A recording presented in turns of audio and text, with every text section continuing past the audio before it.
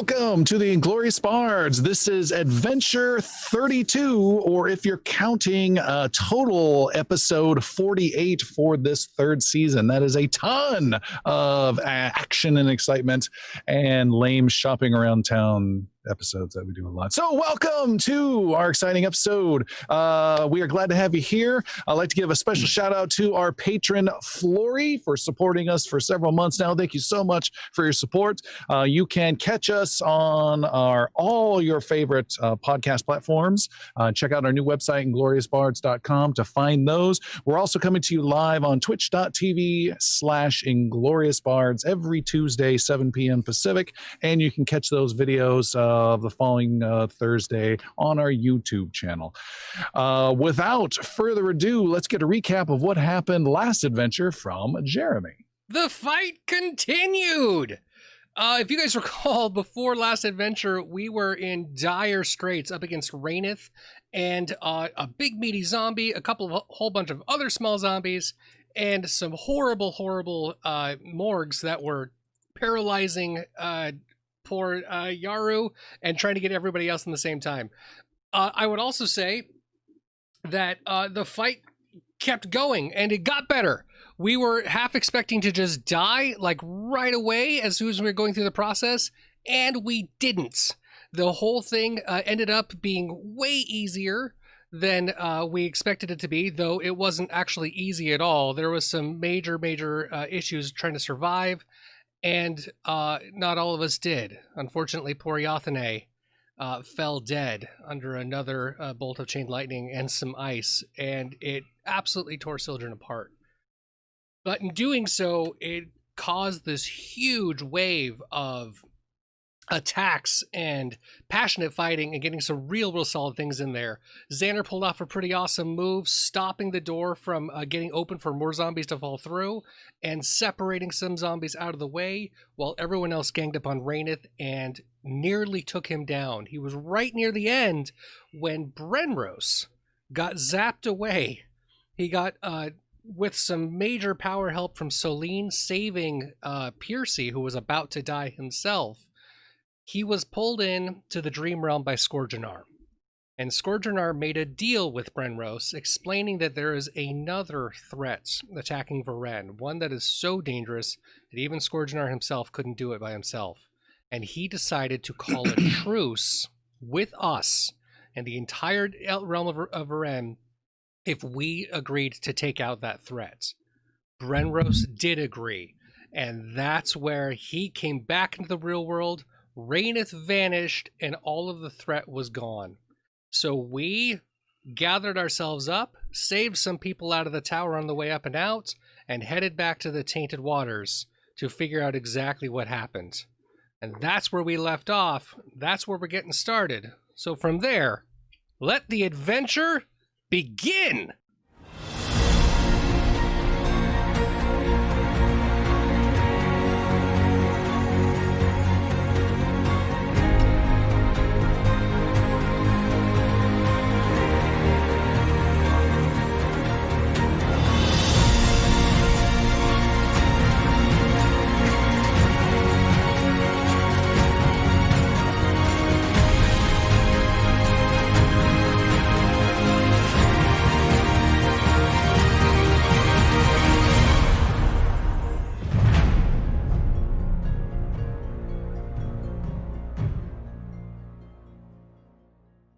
The sea churns around the carnage of battle, and the ship named Barnaclin slowly slides down beneath the waves. The last of her crew, swimming in the cold water and pleading for mercy, are peppered with black arrows. The victorious ship, sitting high in the waves, remains untouched. She is the Night Skull, a ship of black wood and tattered sails. Skeletons and zombies crew the vessel and taunt the dying men in the water. A vicious zombie with its head permanently split open walks over to the helm of the Night Skull. There, a nasty skeletal captain with a bony jaw and dressed in black watches over the carnage with little care. The zombie calls out to the commander of the Night Skull. Captain Jagged, their ship's going down and we're killing the last of her crew. But there was coin on that ship, sir. Lots of it. The skeletal captain looks out across the waves without answering. We don't want none of that coin, Captain. Just let it sink on down to those inky depths. The captain finally answers with his eye sockets still looking at the horizon. We're not here for the coin.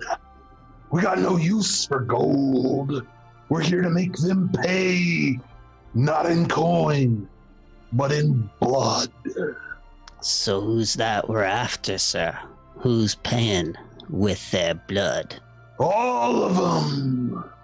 We don't stop till every living soul in these islands is beneath the waves. Captain Jagged turns away from the sinking ship and heads to his quarters. The zombie first mate calls after him. So continue north then, Captain Jagged. No! Nothing but trouble waits for us north. Now that the call to me, the connection that brought us here, has been broken. Ain't nothing can touch old Captain Jagged. Not sword, not fire, hell, not the sea herself. What's this broken connection you're talking about? Nothing, absolutely nothing. Head to the port we passed 3 days ago. It's time we scoured these islands of their flesh. The zombie nods to his captain and shouts to the undead crew. Look alive, boys. It's time for more killing. Many islands away, across miles of open sea, another ship, the Taint, prepares to set sail. All right now. Get that magic cursed anchor off me boats so we can get underway. Sildren the Druid touches the enchanted chain anchoring the ship in place, and the entire ethereal anchor unravels into a shimmering mist. The anchor chain fades away as though it was never there. There we are. The ship is free, but let's remember you work for the king, which means you work for us. I don't want to have to use my magic anchor again. Captain Mad Eyes sneers but gets his men back to work. Master Yaru pulls the druid aside. Sildren, can you truly summon that anchor at any time? Not a chance. But Captain Mad Eyes won't know that. And that may make his crew think twice about sailing away while we're not aboard. Piercy, the swashbuckler, taps Brenros on the side. Sir Brenros, when we were fighting in that tower, you disappeared for a moment. Then you reappeared and said you made a deal with our enemy. I'm a bit confused. Where did you go, and what was the deal that you made? I suppose now's as good a time as any to tell you all. Captain Mad Eyes, you should hear this as well. Aye. The captain and heroes gather around the old knight. In the middle of the battle, The one we were just fighting in. yes, in the midst of that fight, I was pulled away into... When you were standing in the foggy cloud. Right, and I was pulled away into a dream realm where our nemesis Skordrenar still rests. Where Skrodjanar sleeps. Indeed. Mind if I continue my tale, Piercy? Yes, you keep on a-yoing. You are doing a great job with the story and the telling. Okay, where was I? You were in the dream. So in this dream, I saw Skordrenar, and he spoke of a great danger from the north. A danger that... Danger from the north. That's right. Piercy, would you like to tell my story? No. You're doing a great job with the telling of the story. I will be very quiet. No more peeps out to Percy.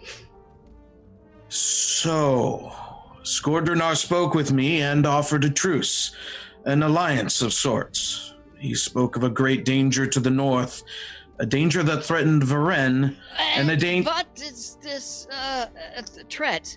And how... Oh, sorry. I said I will be quiet, like, no more Piercy poops. A threat that would destroy all that we protect, and one that would ruin this world for Skordrenar as well. Brenros looks at Piercy for another interruption, but the little Yosoki just looks back with an encouraging smile. Skordrunar was not clear on what the threat was, but he did specify that it had spread from the north to 3 locations: the Kingdom of Dekareth, the Kingdom of Iveron, and to some of the northern islands here in the Thousand Isles. That is important information to know. But what was the deal you made with our enemy? Deal is that we would seek out this threat, and we would destroy it. Destroy it for our sake, as well as Skordrunar's.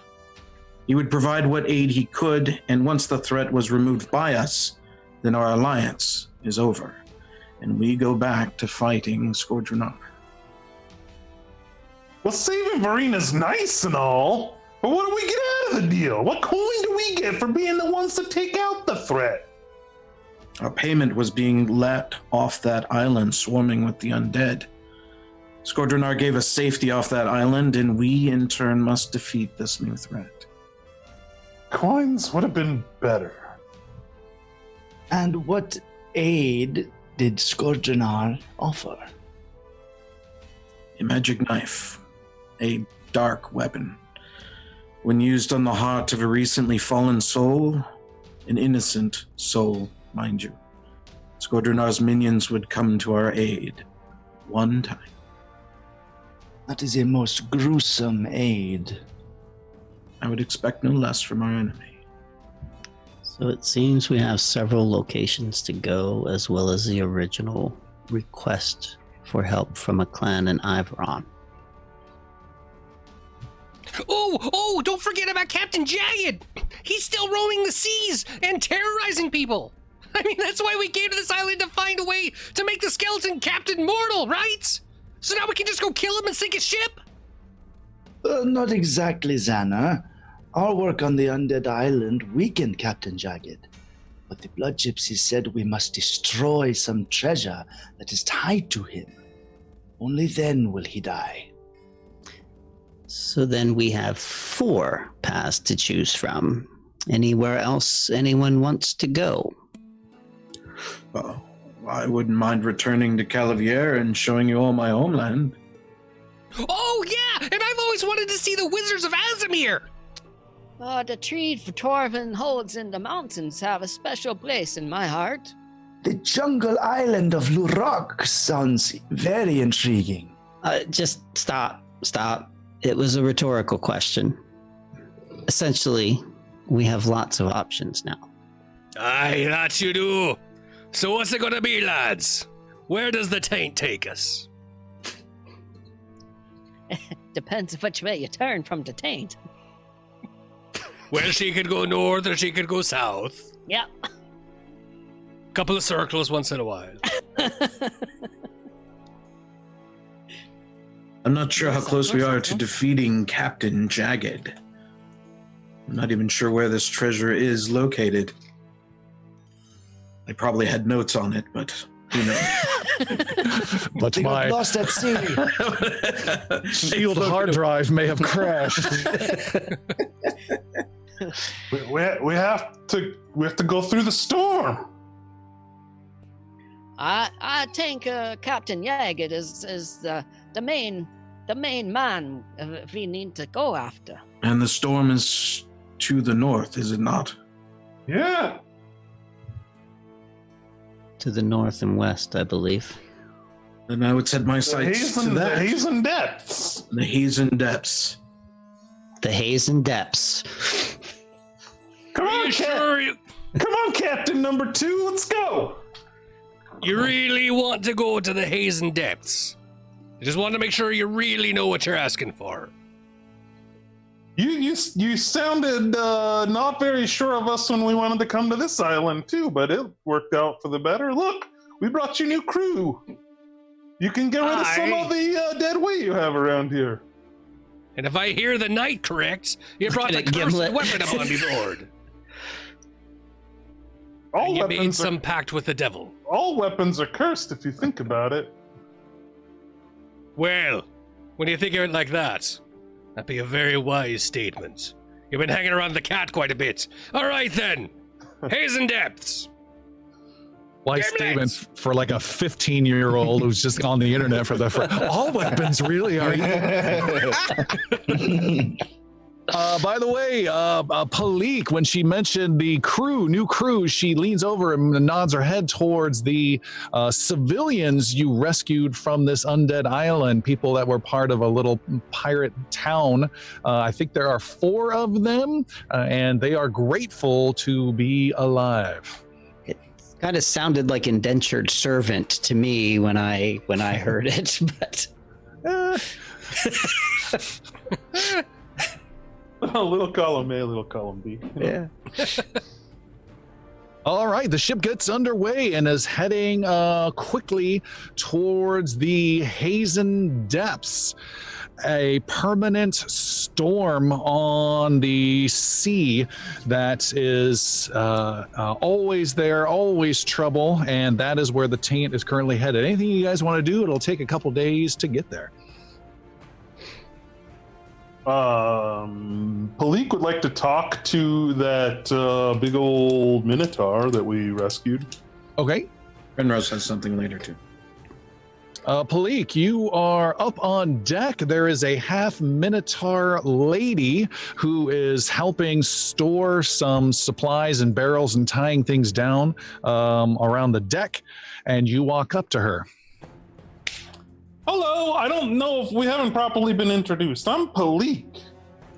Hello there, I'm Cabal. Hi, Kaban. That's a good name. Hey, that dagger that I loaned you, why don't you go ahead and keep that? It's my present to you.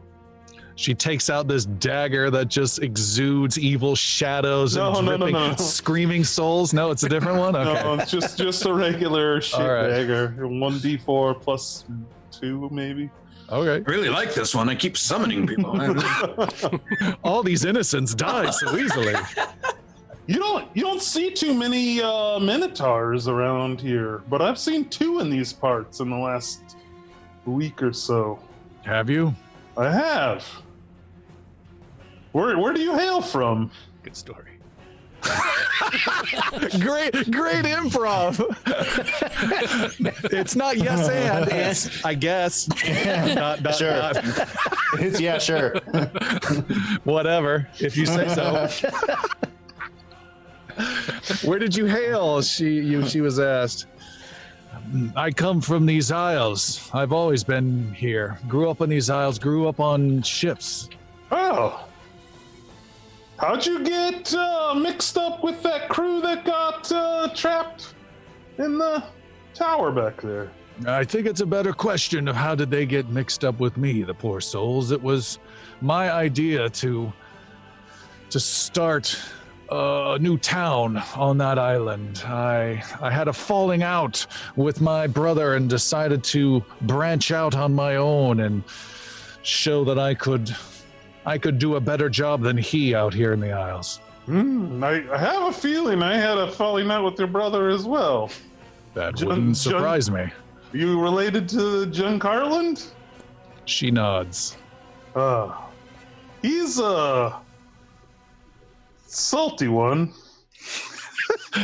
That is a very nice way of putting it. Yeah. Well, I didn't want to offend you, but yeah. No, he and I don't get along well. No offense could be taken.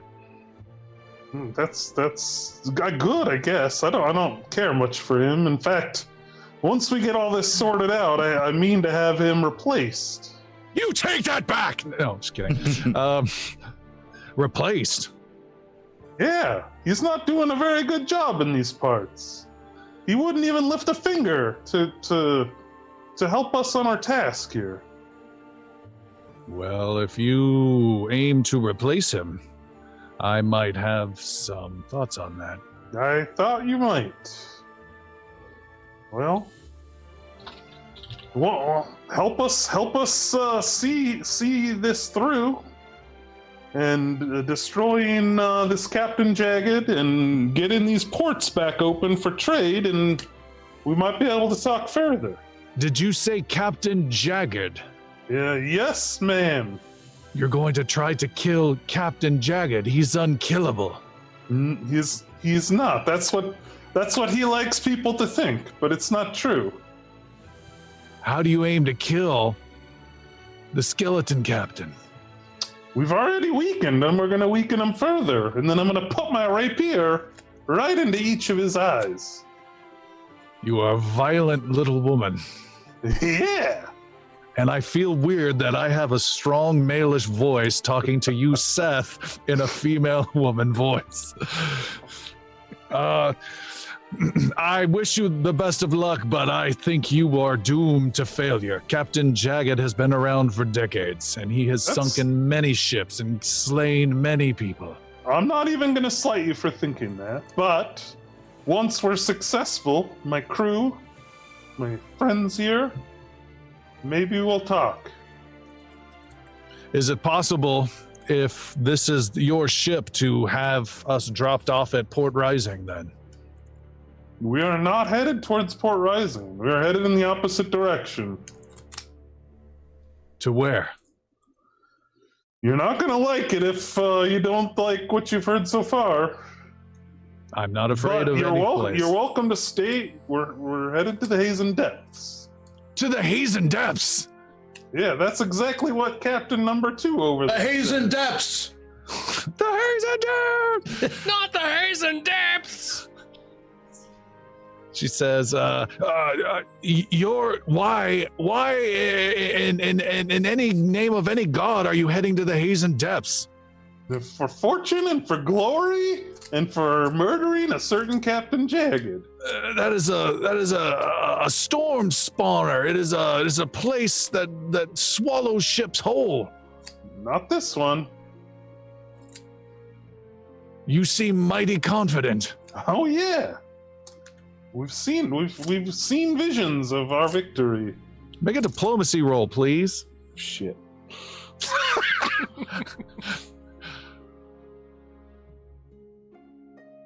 34? 34. Nice. I think you're foolish, but I see your heart is true and you believe what you say. Perhaps there is a chance. If you and your people rescued us and were able to get us out of an island swarming with undead, perhaps what you say has a bit of truth to it. Yeah, that's what I was saying. Well, then I will convince the old woman and the young 10-year-old boy to serve their lives with any weapon and defense that they possibly can in your cause. Yeah. That sounds good. Very well. And she slaps you on the back a little too hard and goes to tell the others the good news.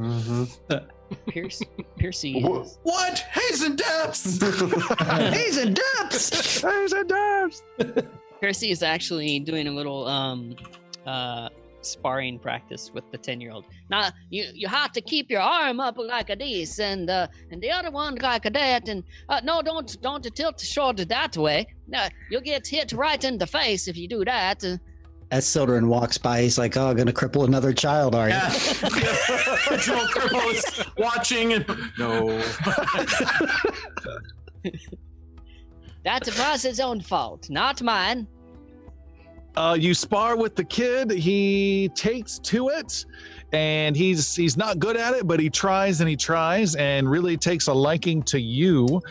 After a good hour, he gets tired and heads off to rest. And as you put your sword away and head around to a different part of the ship, Piercy, you look around and see he has been taken aside by the ship's cabin boy, who then leans over and whispers something in the young man's ear. And I caught his name before he left. What was it? The boy's name? Yeah, he can tell you. His name is Labrid. Labrid. I don't think anyone ever mentioned his name, because that does not sound familiar off the top of my voice. All right. Okay. It is that night. That night, 2 nights later, let's say, and you guys are resting, chilling out. It's late. The boat has still got some good wind at night, and Yaru and Brenros, you two are heading down into the ship. past the little galley type area where some of the crew has their hammocks swinging, and you can hear a conversation going on in a little storage area. The walls are thin, and you can overhear this conversation. And it's a conversation between Gimlet and Captain Mad Eyes and several of the crew members. And Gimlet says, "Captain, but they, you know, we'd follow you anyway. We'd risk it all for you. But we don't get the risk. We don't get the reason why. There's no purpose of going into the storm. They'll kill us all for nothing." Well, we said that about the last island, didn't we? And here we are, Gimlet. We'll be sailing fair. Come listen to this. There'll be something that we need to keep in mind as we all work on our perspective of our self-preservation. I don't know a lot of those words, but we're playing with fire, sir. We're gonna get burned one way or the other. They took us to an island of the dead and locked us there. And if they had died, we would have been locked forever. And now they're sending us into the great storm. And for what? We're not getting any treasure. We're not getting nothing. Begging your pardon. You be getting fine work. You be getting a good time at sea. You're always eating food. And there'll be rum even every once in a while. We may not be getting the bounty we used to be finding, but we're not starving either anymore, Gimlets. We have a steady run of coin. And these lads, while they're alive, keep the coin on us. And if they die, they won't be taking us with them. We're always keeping ourselves safe. But as it were, we are the ship of the king. This be the tainted waters, and we must, and I repeat, must, hold true. I told you this guy was really cool. That's a bit of a change in direction. Yeah, that's a surprising change. All right, Captain, go ahead and make a diplomacy Tom's roll. like, skip to the script. Diplomacy roll plus 15. Yeah. 30, wow, that's a 50 with plus 15. Wait, no, I not think you. not the plus 19 Oh, plus. Xander's diplomacy. Fine. Xander would have been amazing. I just want to point that out. The hell? That would have been Captain Mad Eyes turns into 31. Gaston all of a A sudden. 31 is still pretty strong. You, Captain Mad Eyes and Brenros and Yaru peeking through the little slits in the wall, the wooden wall, you can see Gimlet is not fully swayed, the goblin Gimlet, the first mate, but the rest of the crew, there's about 4 other crew members there, and they're like, "Yeah, we're with you, Captain, yeah!" And Captain, you have swayed them. Gimlet says, "All right, Captain, we'll be with you, but I gotta tell you, I'm keeping my eye on them, and I don't want to have to say I told you so when the tank goes down. Because of I them." do that. If you ever have a need to tell me so, Gimlet, you say it right to me eyes. He looks at both of your eyes in both directions that they're going and nods. It is 3 days now. Hold on, you asked if we had things to do, and we did. Backing up. Hang on, just a tick, and a wee bit. We'll just pause that scene, as it were. Everyone back to work, as it were. You on the man arms. You make sure the food's going. You, Gimlet. Right over here. This way. I think Sir Brenrose had something to do. I did, but I'm very curious what Captain Mad Eyes got with Gimlet here. He pulls him out of the room into where you two are. All right. So there's a lot going on, me ship. You and I, we've got things happening. We got to make sure that everyone stays alive. The last thing we need ever is low morale. If their morale drops, we all die. They give up, they jump ship. You remember what happened to Sassy? Right. We had Sassy for 3 whole months and then bailed right out. Right? That one time the sea pony story came up a third time and it was over. We cannot hurt the morale. Between you and me, we keep the ship running. We keep her afloat. And we let go of anything we need to let go of if that ever happens. But we do make good money from the king. let's keep that going. And if perhaps we lose one or two of them, I don't think that'd be any reason to stop the contract. What about, Captain? What about a secret word or secret phrase you say? And if things are going bad, you say that, and then me and one of the other lads will maybe do a little pushing. All right. Clearing the decks. Give me a phrase, and then we'll act. It'd have to be a clear phrase, an understood phrase, one that we would know only between us, that you could hear from across the way. Begin the pushing. I feel kombucha. Kambucha. I think that'd be the right word. I think you got it just right. First try. All right. Could you do that, Gibbler? Yes. And what does that mean? That's Iveron, right? What does that mean? Well, it is Iveron, and it's funny that you should know that. It means small fish in can. Okay. All right. It's a very particular term. All right. We'll take care of it then. We'll keep our ears open for that one. All right. And one more thing, Gibbler.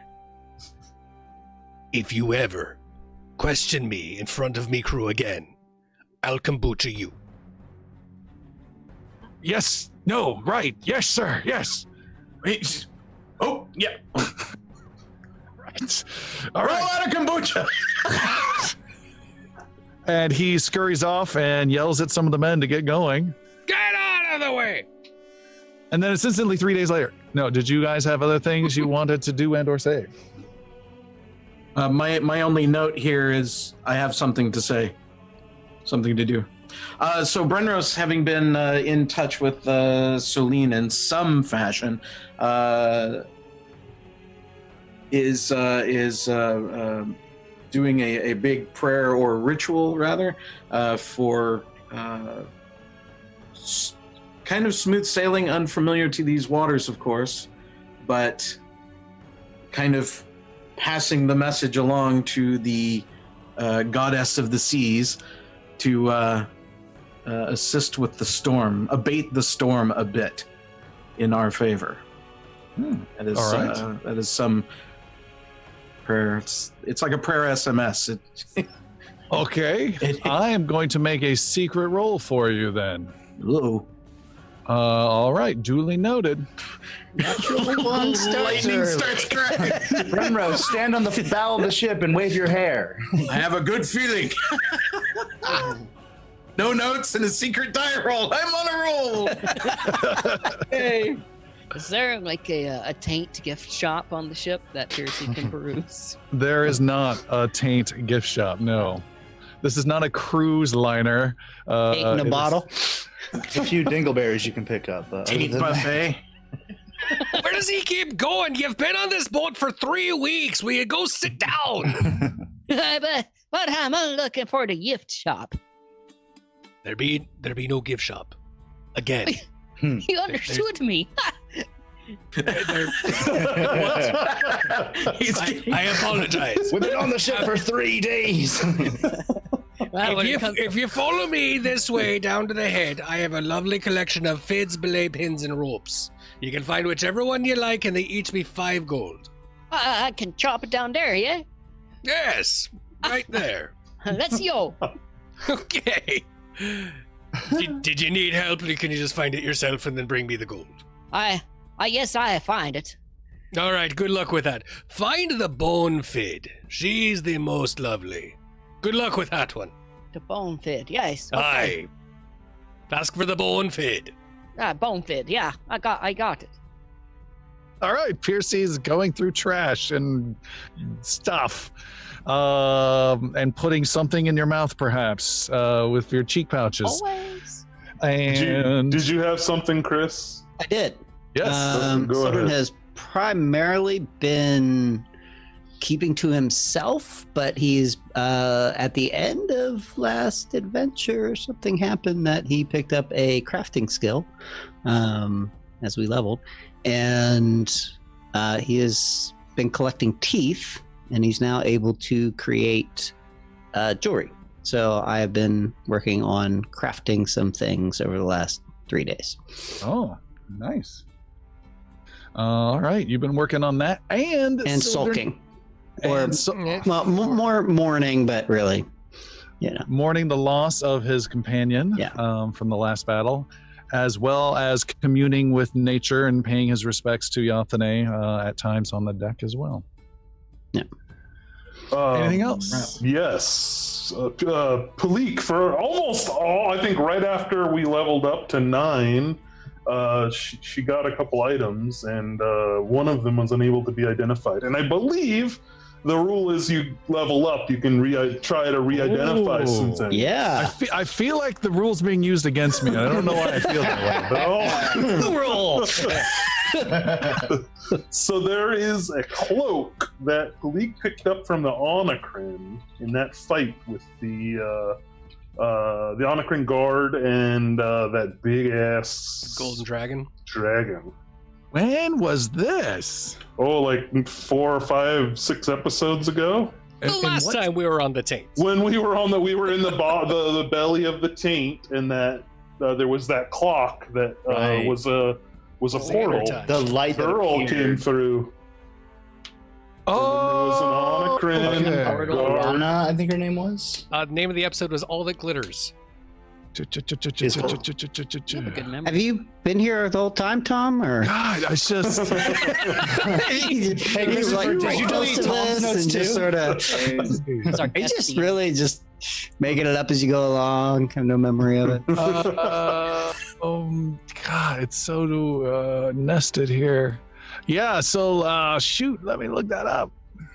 And that reminds me, I have the dagger of Ethlian as well that I need to figured there was some identify. other stuff.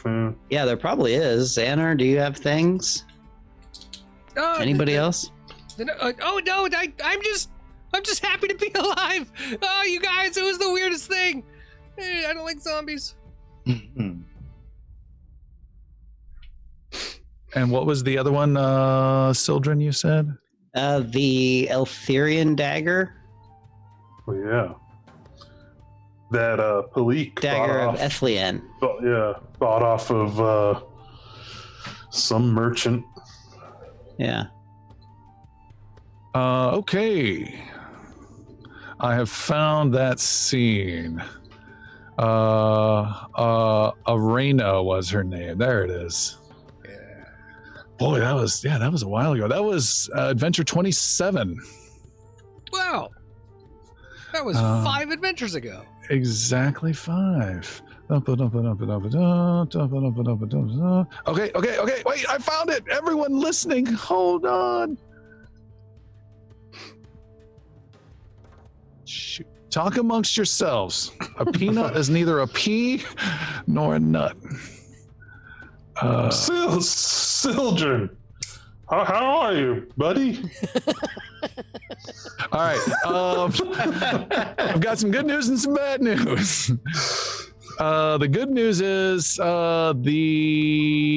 you are able to identify what they are. The bad news is the Ethlian dagger is just a dagger. It is a nice dagger for sale or prestige coming from the Ethlian higher elven city, but it has no magical properties.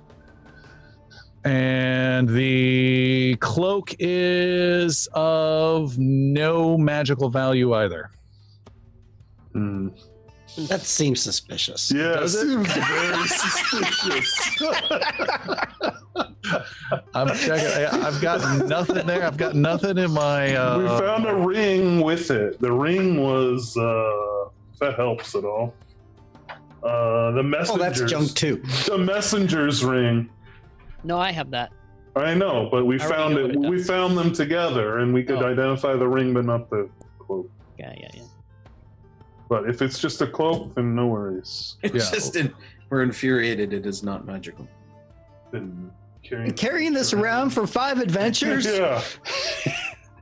Yeah, I don't have any mention of anything in my notes for that. You need to sell it with equal innocence. It's a magic cloak. No one knows what it does, but it's magical. 300 gold. My exact notes say cloak, parentheses, undefined. Yeah. It's a null object. Like Avius's staff of detect magic. Why don't I? Great. That was comedy gold for You wondered the whole time for a what the long F was up time. with that staff. I'm gonna make a note, and I'll see if I can double check after this adventure. Then, how's that? No worries. When you get to level 11, we can redo this. Yeah, my discussion notes. all the way. My notes say cloak of value. That's all it A is. cloak of value. Some value. Interesting. Okay. Okay. Well, then, old business is done for Palik. All right. Anything else? Good. I don't believe so. Okay. It is 3 days out from the Undead Isle as you guys have headed not north, but west by northwest to what is called the Hazen Depths. What you Hazen see Depths. is your ship, the Taint, is alone in the ocean. You haven't seen an island for at least a full day now. It's nothing but wide open ocean, and up ahead is dark, dark skies. You can see a wide circular motion of a huge storm system out there. It looks dark. You can see there's a wind that's picked up. You can also, anyone who is trained or higher in survival can make a survival roll. That'd be Sildren. That is not Xander. It's almost good. It's a 29 for Brenros. Whoa! Jeez, dude. 35 for Sildren. Yeah. Not easy to spot at all, but Sildren, you sense you're heading west by northwest. You sense to the north there is also a snow system that is far off to the distance to the north, a whole separate mess of bad weather that you can spot that does not, again, seem, either one of these do not seem natural at all. This one you're heading to looks like the beginnings of a tropical storm system, dark and foreboding as your ship is heading in. The Taints rising up and down in the waves, crashing. It's not able to head straight in. It's having to turn and tack a little bit to get towards this weather, and it's looks imposing as you head there. And rain is starting to rain down upon the deck. Steady on, crew. We're on our way. Storm on the horizon to the northeast. Oh, did you see that, did you? The one not tied to the Hazen Depths, but another storm, a blizzard. And that What? comes for us too. We must did- move with haste. Didn't we hear something about the storm or the cold from the north? Yeah, the perpetual storm. That's the one we're looking for. I guess we found it, yeah? So we veered towards this storm, the second storm to the north. I don't think so. I think Captain! we continue towards the Hazen Depths, but there is a storm out there that is not. I think the storm, Should not be. it'll come to us. It'll be fine. It will. Everyone stop interrupting. What's he be saying there, little one? Whoa. Yeah, let's go towards. Let me ask you. Sorry, let's go towards the Hazen Depths. We want the one. We don't want to fuck around with the other one. Have you not been? It's right. We're in. Okay. We'll keep going straight then.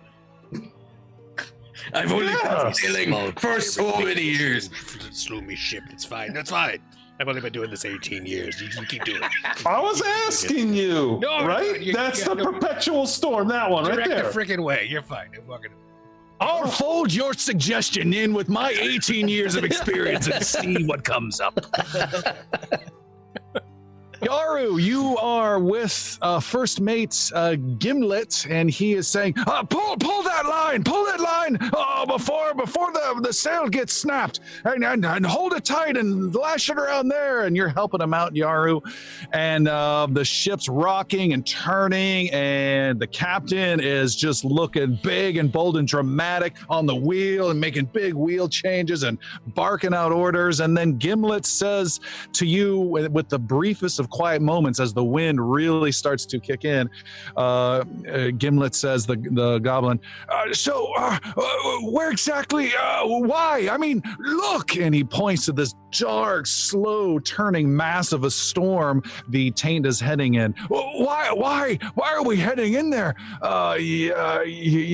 Sir, there's nothing there. Because, Gimlet, today is a good day to die! Yeah. Control Muscle your up to emotions, little one. The mind is everything. What you think you become. And he gets blown off.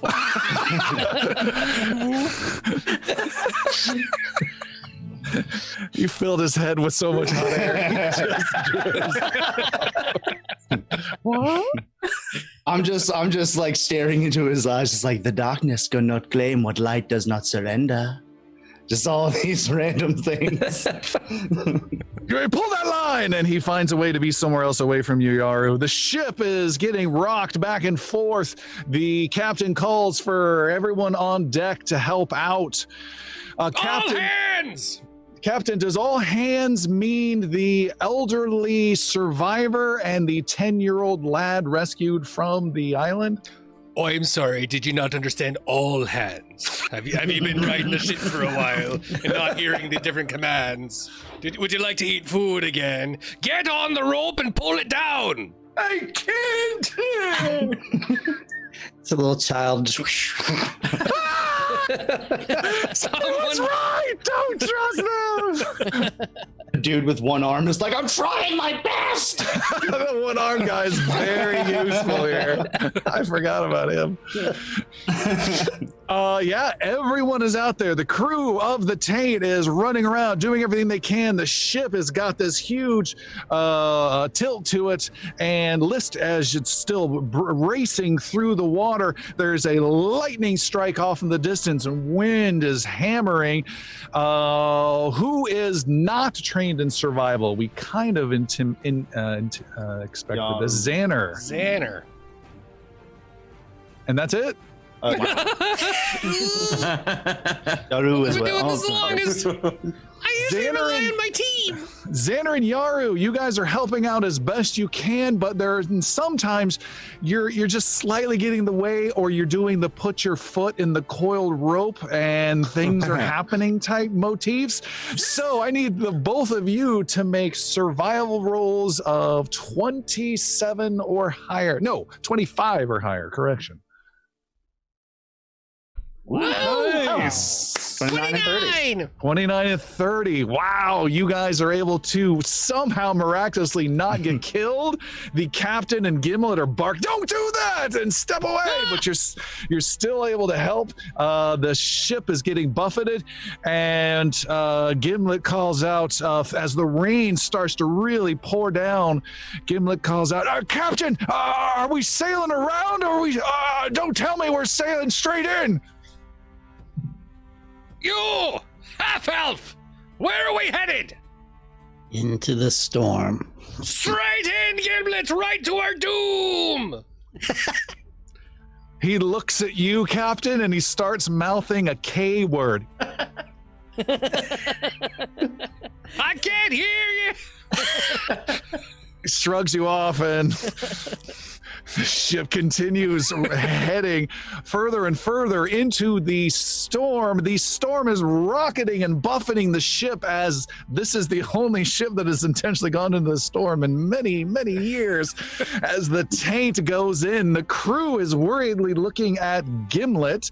The 4 new crew members are worriedly looking at Sildren, who said they really need to contribute, and the less physical ones, which would be 3 of the 4 are just trying not to die, and the rest of you are just getting soaked. You're trying to help out. There's beams that are swinging along. The ship is plowing straight in. Big wave comes crashing over. I need everyone to make a reflex saving throw. Everyone, or just everyone on our team? Not great. Everyone, every hero. 20 for Yaru. Total of 20. Xander only got a 28 for 22. And then make a plus 14 roll for the overall crew, if you would. 24. 24! With a 24 and a 22 for Xander and a 20 for Master Yaru, a big wave crashes over the ship. The captain tries to steer and get the taint to hit it head on, but kind of gets it at a 20-degree angle. Water smashes over. The older woman is slammed into the captain's quarters at the aft of the ship. And she lets out a yell as she's slammed into the wood. Also, Xander, you take 12 points of bludgeoning, as does Yaru, as you are slammed into one of the masts and almost bent your back backwards around a mast, and the water just washes over you. Yaru, when you get up, you just shake off your head, and you again look like those weird sickly cats that are completely wet, that look like a third of their volume. That's exactly what you look like. He immediately just starts cleaning himself over and over and over and over. Xander just keeps falling and then rising and then falling on top. Brenros is trying to hoof it over to the old lady to throw her into the protective hold, at least something behind some wood, so she can not be in the storm. All right, you swing open the door down to the hold. Water rushes in and just floats her down in there for you, and you shrug and slam the trap door down, and she's taken care of. And as you do that, there's a young 10-year-old boy who looks at you with expectant big eyes, Sir Brenros. Get back to work! he runs off. And he starts climbing up a dangerous netting up above. Pierce grabs Slaybrid and ties him to his back. So like they're back to back, and he just ties him around with his cinch that he uses for his tabard. All right. 10, he's probably taller than you. Yeah, I was about to say, it's a 10-year-old boy, so... You cinch yourself to his back, is what you're saying. Yeah, I could use the extra height. Gimlet is looking at that terrible travesty of the total danger of two people that are now tied together, trying to help out in some way. Gimlet then looks back through the rain and the dark sky, looks back at the captain, and just kind of nods over at these crazy people tying themselves together.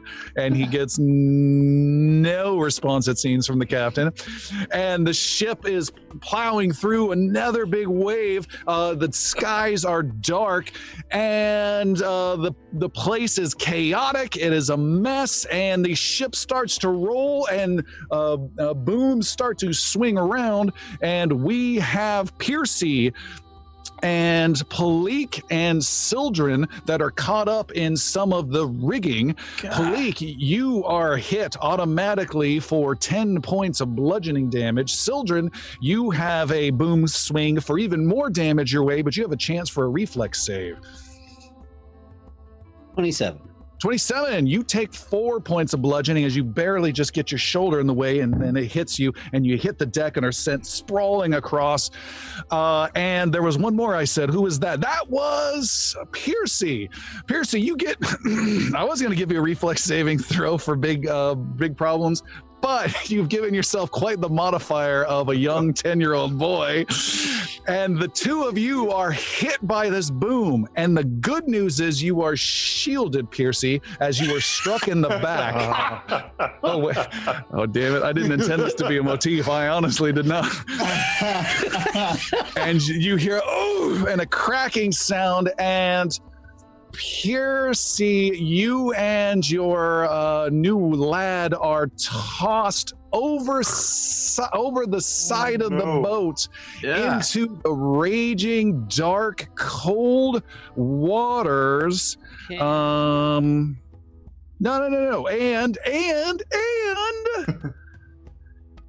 you are grabbed onto and held safely by your hand, Piercy. You are off the side of the deck and you are hanging there bouncing. There's this dead weight off of your back. The water is lapping at your feet. The ship is listing and you are dragged into the water and almost pulled free. And you look up, shake the water from your head, Piercy, and look up at the your rescuer and see it is the crippled ship's cabin boy holding on to your hand and looking you in the eyes. Brynan was his name. Correct? Yes. You remembered. AKA Brian the Cripple. Yeah. Thank you. Now pull this up now. Brynan, let's go. Piercy Oh. uses steady balance to grab onto the side of the ship. You would need a different feat for that. What's this one Sildren has? A reflex something or other feat? I So think you- it is steady balance is Yeah. the one.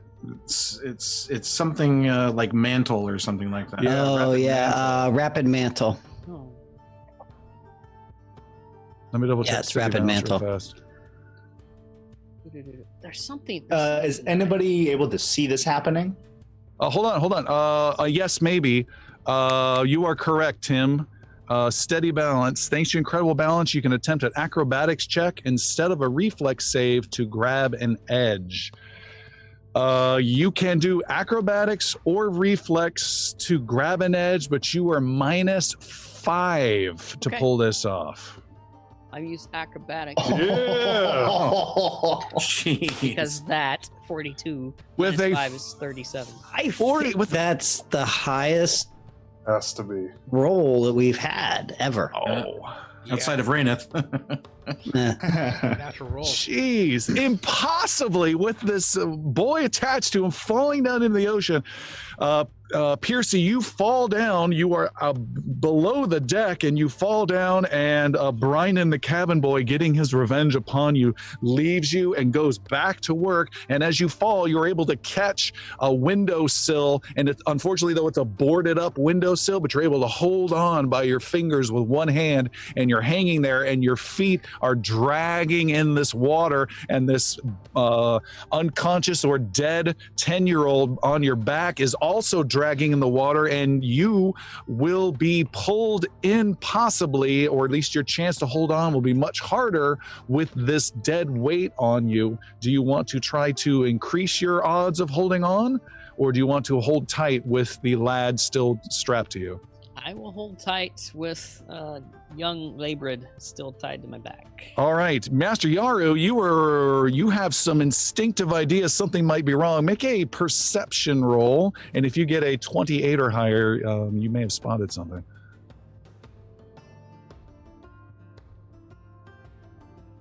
Oh no, I did not. I'm gonna go ahead and use 1 hero point for that. We're over an hour in, and that's our first hero point. So That's true. We're quite a record. Yeah, we usually burn them all. But, there you go. Much better. Yeah. 28. What was my target number? 29? 28. 29. 28. Oh, damn. No. I thought That was 28. Was it 28. Yeah. Oh, I think cool. it was 28. Okay, yeah, 28. Say Yay! what 28. You know, if enough people say something's true, Yaru, you can see across the waves, another big wave wash across.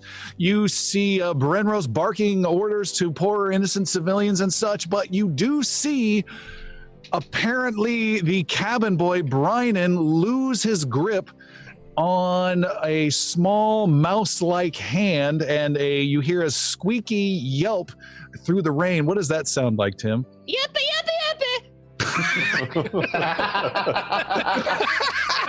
Which now needs to be a thing every time you fall.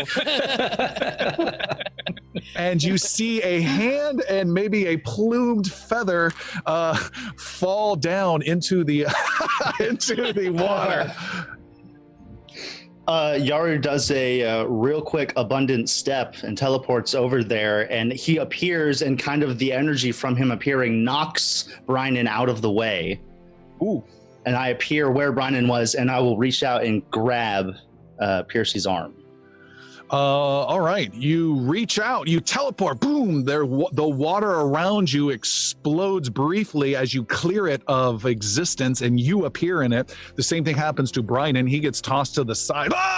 And then you appear, you dive down low, and you actually slide the last few feet with your shoulder slamming into the little deck railing, but your arm going through and reaching down and grabbing onto Piercy. Reach for me, Yaru.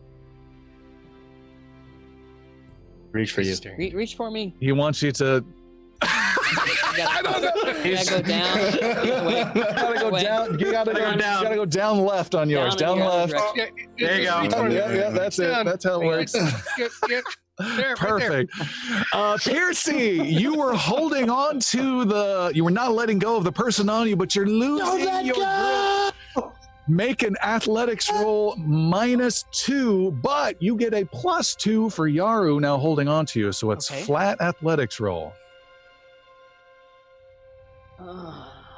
And Piercy, the swashbuckler, drops from the ship into the icy cold water, and the ship immediately is gone and disappears. Yippee. Yaru, you are the only one who sees this, so let me make this clear. You can decide if a new character is created right here. Don't do that. You never did really like the rat.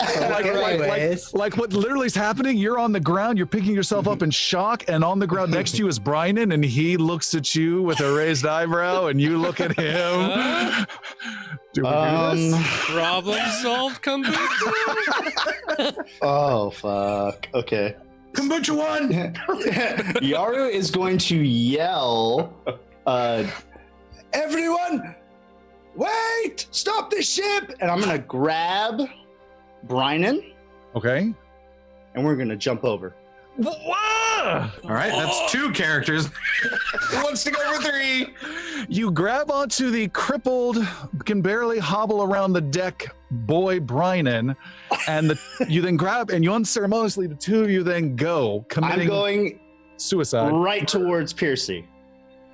All right, he's already 40, 50, 60 feet behind, so you we're going that throw fast? yourself over. Yeah. Oh, I thought we were going slower than that. Shit. Maybe I don't do that. Redcon. Gosh. Yeah.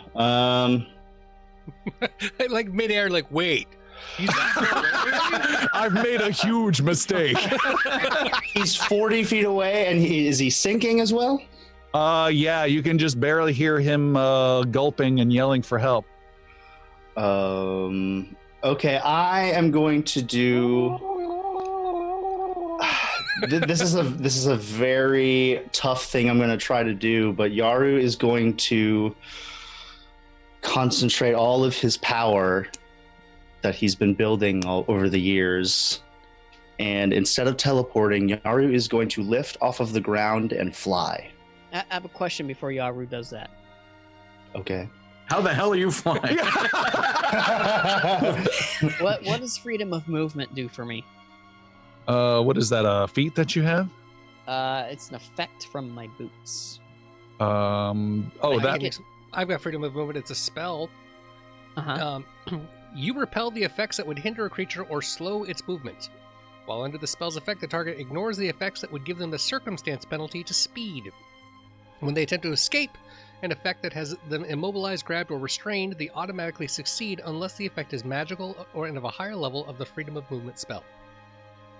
So the only way that can help you is if you instantly want to not be grappled by the boy you have tied to you, you can do that very easily.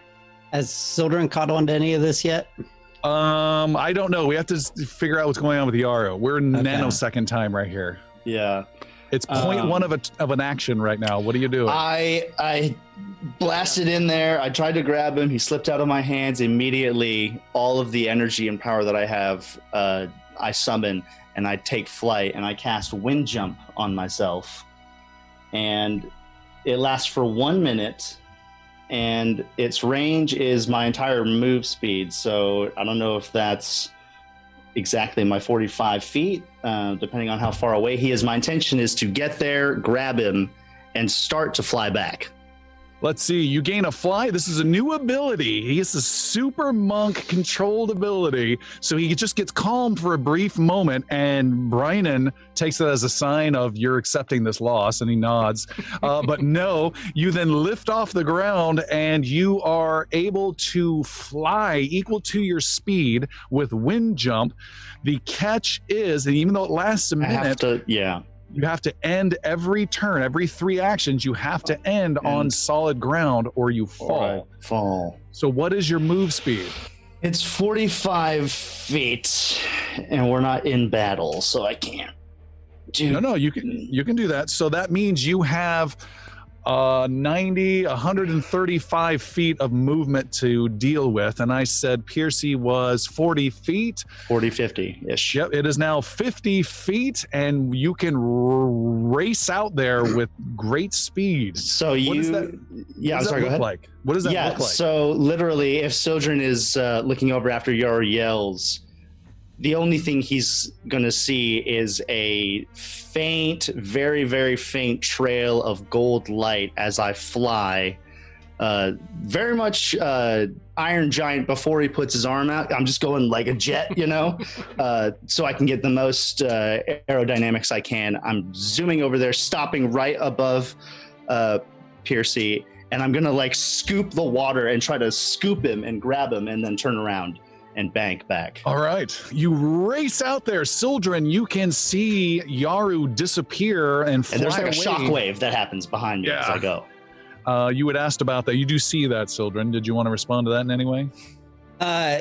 Yeah, Sildren is running towards where Yaru just left. You are intercepted by cabin boy Brynan, who says, it's okay. He's got it. He just shoves him out of the way, yells man overboard towards the captain, kind of the universal, ship thing to let somebody know that there's somebody not in the boat anymore.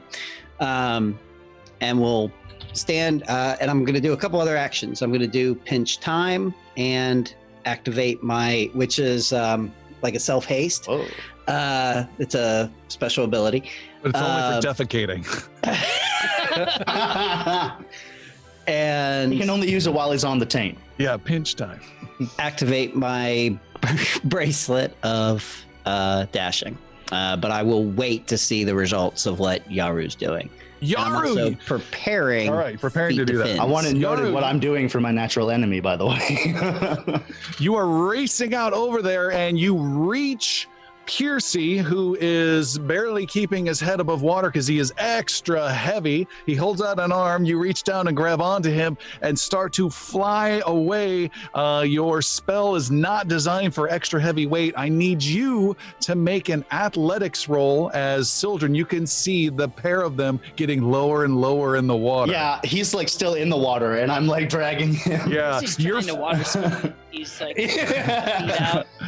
Piercy's head is now beneath the water, but his arm is still out, holding on. Athletics roll. Athletics, okay. Good luck. Thank you. Oh, Rolled your roll. 2. 19. So a total of 19. Worse than a 2. Sure, I'll do it. You got one more. Can't get worse than a 2. Waste a hero point on Piercy. You know what? If it saves a life, we'll try it out. 27. Better. With a 27, you pull and pull, and he's dragging you down, but you're able to keep your strength and use every bit of energy. And then you, Yaru, are reaching out with your hand, reaching out for the boat, but the distance is not a static number. The boat is getting further away, and you are slowing. Sildren, you can see this, and then you can see this look in Yaru's eyes, and you see him shake his head as he is going to come up just short and not get back in that 3 actions. So Sildren goes overboard while casting feet to fins. Hey, 3 new characters. Why the hell is everybody jumping off the ship? I didn't say Kambucha! My share is getting bigger. Kambucha! What? Kambucha? Go Kambucha! Brenrose feels compelled. Not So- Penrose. Oh, God. Sildren, you mentioned a lot of different effects. What are you casting? So pinch time, which gives me an extra action. Okay. And then bracelet of dashing, which gives me extra movement Move speed. And then feet to fins, which gives me the ability to swim my movement speed. So your feet become webbed swimming feet as you dive in. What is your move speed now? 40. Let me double check something. Yeah. You have the bracelet of dashing. Yep. Yeah. I just need to find out if the bracelet of dashing is 5 or 10 extra feet. Oh, please be 10. Plus 10. So my movement speed is 45 and I get 4 actions per turn. Whoa! Because I'm hasted. You dive into the water and with incredible speed, you instantly reach not Yaru, you reach the submerged Piercy, grab onto him and can feel he is super heavy. And what are you going to do? Is the... If, as far as I can tell, is the child that's strapped to his back alive or dead? If you want, you can spend one of your actions to try to figure that out or not. No. Oh shit. Also, yes, I will have to do that. Also, I don't at the want same to. time, Yaru collapses down into the water. All right. Gonna cut the kid loose and save Piercy and Yaru. The kid is cut loose. Piercy, you feel a heavy weight slip away from you. Your head finally rises above water. You catch a breath, and you are being pushed rapidly towards the boat that is still not trying, but just incidentally getting away as the wind is racing. Another big wave is coming over. You have and I love doing these. You have a choice, Sildren. You can get one of these two people safely to the ship, or you can risk everyone and have to make a athletics roll due to sheer muscular power. Even your speed's fine, but it's just so much weight because you're dealing with two people now. I'll make an athletics roll. All right. Yaru, make an athletics roll of 26 or higher, and you can help with the situation. 32. All right. Sildren, make an athletics roll +2 as you, with Yaru's help, as he's still trying to kick and Piercy is just gasping for breath. You're spinning those little fins behind you rapidly. You're pushing super fast. You're getting tired and waves are rolling over. Sildren, make an athletics +2 roll. Should I re-roll what I got? Because I already rolled it. Yeah. What did you roll? Just answer the question and Yes. No, whatever that was, there it is. 2 is a total of 19. I'm gonna use a hero point. All right. Yeah. A total of 32 with the bonus. With a 32, you are able to get Piercy to a solid little hanging ladder. And Piercy, you're able to grab on, and you can't really climb. You just got your arm around and are just locked in and just catching your breath. Sildren, you and Yaru are on much less stable grabs. You've got little windowsill type things, and you're hanging on by your hands. All three of you are attached to the boat for the moment. What do you want to do? Sildren will, since he's a, I don't. I have a climbing speed of 10 feet. So how does that do help any me? of the rest of us see? I mean, we saw people jump overboard like idiots. Do we see that they're barely grasping on? Can we give some aid? You Yeah, can do we need to see, make yeah, you perception saw on that? several people jump overboard, and then you see Sir Brenrose kind of standing there with peer pressure of, do I jump in too? I don't know what we're doing. No. I need more stuff to weigh me down. And then So yes, Xander- Palik and Xander. Yeah, Xander definitely ran over to the edge after Yeah. watching Sildren fish himself in the water. to see what he could see. All right, you look down. Yaru, with your 10 climbing speed, you don't need to make a roll. You climb out without any trouble, and you are up on the top and laying on the deck, catching your breath.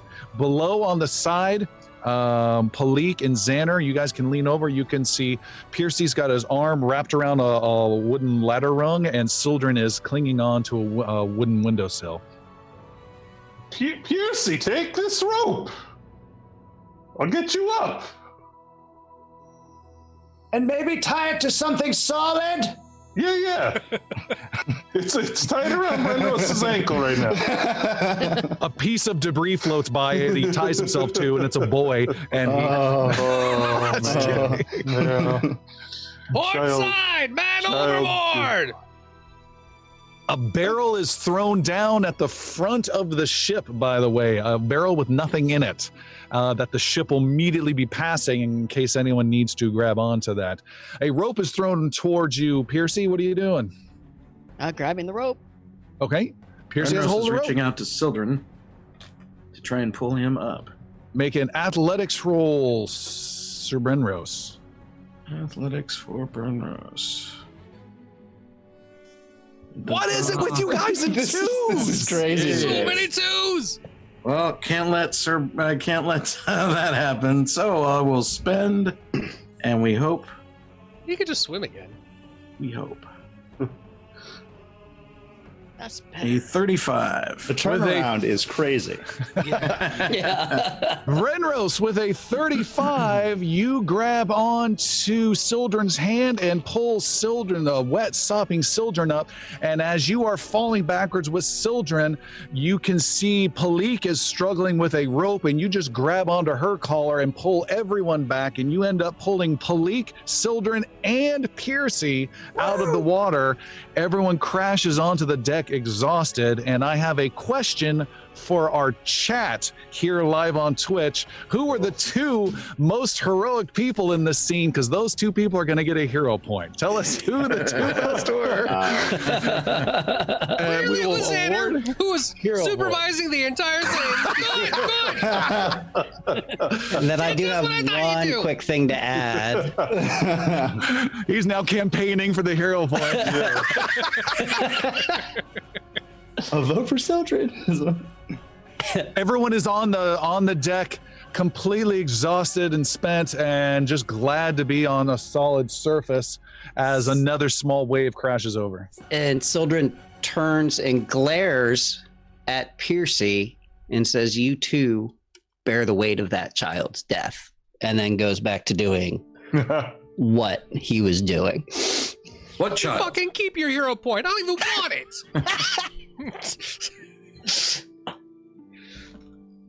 Yaru Boy was lost. saw what happened.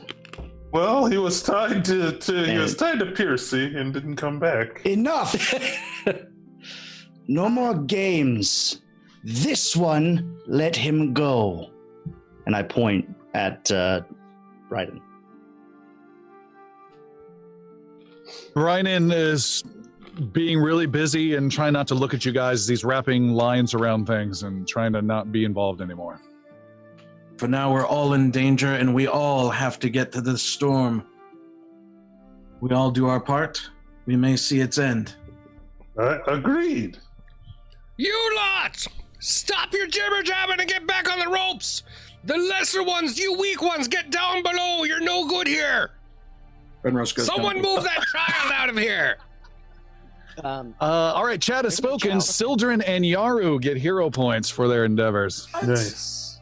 Yay! Piercy sloshes his way over to Brynan and looks him in the eye, stops him from what he's doing, looks him in the eye, and uses quick coercion to bully him. And he says, You are the one that killed that boy. You're the one that almost killed me. Now, if something like that happened to you, what would you want me to do for you? I think you need to consider your actions there, little boy, and hope that you don't find yourself near a railing on a windy day. And I think you need to think about your choices. Make an intimidation -2, you adorable Yosoki. You. All right. It's just because you're wet head to toe and are like a third your size. If Yaru had made it back to the ship, I was expecting him to be all like poofy.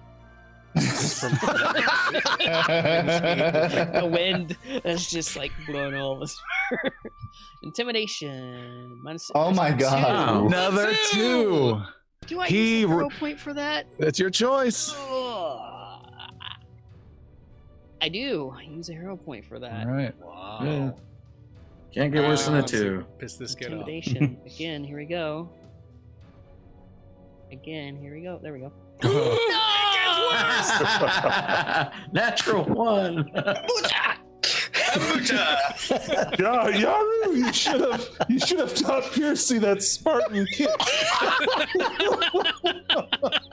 With a natural 1 to intimidate, Just let me he deal says, "You're the one who tried to kill me." And the whole group sees Piercy go over the edge a second time as Brian pushes him. Piercy, make a reflex saving throw to repeat this whole terrible endeavor again. I think his ability does give him to roll, I think, acrobatics or athletics. Acrobatics instead. or reflex. Acrobatics. 36. With a 36, Piercy, you are pushed over the railing, but boom, there's a solid grab on the side, and you slowly pull yourself up and arrive back on the deck. Marty McFly. Yeah.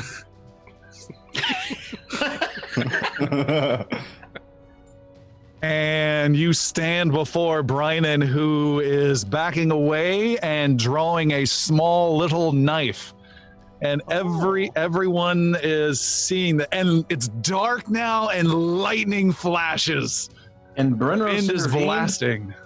Well, yeah. Let's see what Piercy does first. Piercy has at least an action or two before any intervening can happen. Okay, Piercy Brenros is approaching. Piercy draws his short sword. Okay. Do you say after you? Fact. After you. You are attacked then. He wins initiative. Oh, it was almost a natural 20. That would have been epic. Instead, it was a total of 10. He stabs and Critical misses. fail. Nah, not on combat wise. Okay. Not combat wise. Then he we're just gonna ignore that. Then he stabs and gets you with a natural 20 on the second one. Wow. Pulls off an amazing critical hit for a total of, oh my god, 9 points of piercing damage brutally, and goes, oh, I got you! I finally got him! And then is looking at you still standing. And it's just like a bent sword. That was just critical. That was almost max damage as well, by the way. Piercy's turn. Yes. Okay. Piercy has panache. I'm gonna do this kid. So, he kind of looks at his shoulder or whatever, like at the half inch of the blade that went into him, and knocks his hand away, and then with his other hand rolls a 35. That is a critical hit with your short sword finisher. Okay. So that's 56 points of damage. All right, he's lightly wounded. Plus 1d10 plus 2 fire during the next round. And fire as well. You slice him, and your blade comes through his left side and cuts halfway through his body between his rib cages, and you can feel your short sword connect with the spine in the back, He looks stunned and just stares at you. There's another big flash of lightning and a huge gust of wind. Oh, I'm sorry, Sir Brenros, you wanted to intervene. Go ahead. I'm afraid the sword is going to go through to me. Is this intervene before the? Nope. You may now continue from the moment. Oh my goodness. Sildren's doing a Lee Trevino and just like shaking his head. And both of these people, first, the 10-year-old boy just drowned. And this is a 10-year-old boy also? Or this is like a... He's a little older. Okay. 13. So yeah. there's a big pirate rules. Yeah. crack of lightning, and everything is just a flash, and then it's dark, but what can be seen is Piercy's eyes in that darkness, just peering through. But a light hand appears on the boy's back, and there will be some healing as the kind of chimes with the thunder and the lightning, and the healing lay on hands on the critically injured Brynan? You mean cut in half, kid? Brynan? Well, it's the timing of things, but that is the intent. All right, you cast Lay on Hands. There's golden energy that flows over him and over the giant wound through half his torso. So my question is the Lay on Hands, does that give you the capability to resurrect people? At level 20, I think it might, but not at this one. Then Brian continues to look at you, Piercy, as he slides off to the right off of your sword and collapses dead. His wound sealing and not spilling any more blood across the deck, but he lies there lifelessly, his eyes staring at Piercy's feet. Sildren steps up beside, looks over at Piercy. You're on a roll. I am sorry. Kambucha! There is a hustle and a yell from multiple people on the deck of the ship. You're not sure what's going on, but there is a chorus of perhaps celebrating victory, of you guys rescuing or something. You hear multiple crew members go, "Kambucha! Kambucha! Kambucha!" And about 8 different crew members converge on you heroes with drawn weapons. These pirates who haven't done any pirating in a while descend upon the lot of you. We have Xander, Palik, and Yaru, who are a little further away from the inner death that just occurred. You 3 are immediately set upon by several blows, several surprise blows. Let me get a couple rolls in here. Dumpa. You are stabbed, beaten, and attacked for... Whoa, maybe not. What's your armor class, Yaru and Palik? 20. I cannot be hit by a surprise attack. Describe why. I'm looking for it. What was your armor class, feel Yaru? like it. I have a deny advantage, so I can't be flat-footed, hidden, undetected, or flanking creep. Hold on. So they don't get the flat-footed bonus against you. They do not. You're always slightly aware. What's your armor class then, Palik? 27. And Yaru? 28. 28. Yaru, you take 16 points of slashing damage. Palik, you take 10 points of slashing damage. And Xander, you are stabbed at 3 times by Gimlet himself. And are hit twice. For 6, 12, 17 points of slashing damage. Get him, boys, says Gimlet. Why? And all the heroes can see this. You guys are now in like this semicircle with your backs against the railing of the starboard side of the ship. My question is, as all of this is happening, the half Minotaur lady, she's stepping away and doesn't know what the hell is going on. My question is, what is happening at the wheel with Captain Mad Eyes as your crew is descending upon them? You've just called war to happen. You see these heroes are turning around, spells are about to be cast, weapons are about to be drawn, and there's another wave you are not quite aligned with. Yeah. That was the fear. We're hauling around. So I'll turn into the wave and I'll get my ship back out of this cursed storm. And maybe we'll drop these horribly, tragically killed heroes who tried to do their best in these godforsaken waters. The ship violently turns extremely sharp, and this wave comes, and the captain tries to deal with the wave while turning the ship away from your original destination into the storm. I need everyone to make acrobatics rolls. Unless you have steady balance, then you don't have to make it. Yep. Good. Which I think might be everyone but Xander. Really? All of you are steady balanced? I picked it up. Fine, 30. 30, and everyone holds their footing and take a couple steps and stay on your feet as the ship swerves hard. And what do you guys want to do? Does the crew have to do the same thing? No, not these guys. No. Got pirate legs. Yeah. So Mad Eye is at the helm. Everyone else is engaging. Correct. Somebody want to talk some sense into these fools?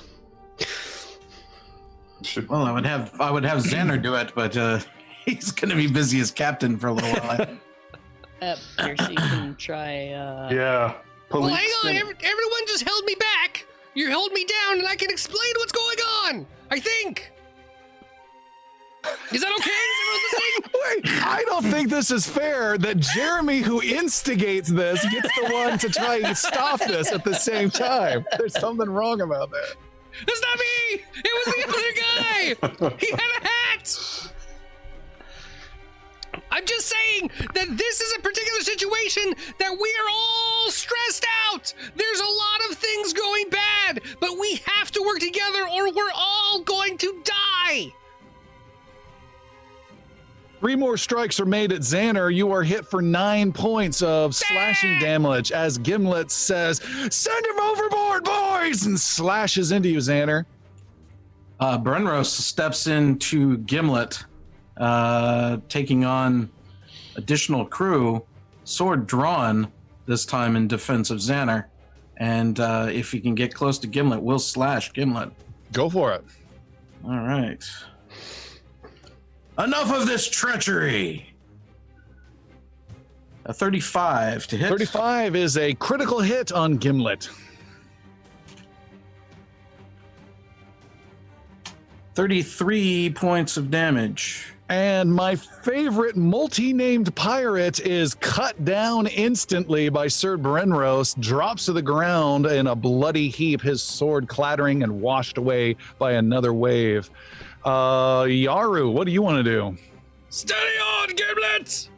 Yaru will glare at all of the crew in front of him and turn to the captain and kind of yell across the battlefield, just, "Mad Eye, you started this treachery last evening when you gave your men, specifically that one, the code word to cut us down should we displease you. Do not dishonor yourself by lying now. End this amicably, and we will go our separate ways when we have reached the shore. Do not do this, and you will never see the shore again. And you will be sleeping with the ponies tonight." Piercy takes notes. That was solid. That's awesome. Well, you make a convincing argument there, catfolk. I've got one word for you. Kambucha! And they attack again. The speech has done nothing, and attacks are made. Sildren is a particular target from two different guys. Sildren, you try and fend them off with your healing staff as you get ready a spell. One guy swings and cuts off the hand of his friend, then swings down and hits you hard with a good hit, and then a second hit is a critical hit. So that was a critical, super hit, and then critical hit. A critical fail and critical hit and super hit. So you are hit, Sildren, +6. Whoa, man! For 30 points of slashing damage. That's from a critical and a regular hit. And Sildren is badly hit. There was someone else at the front line. Oh, God, it's Sir Brenros.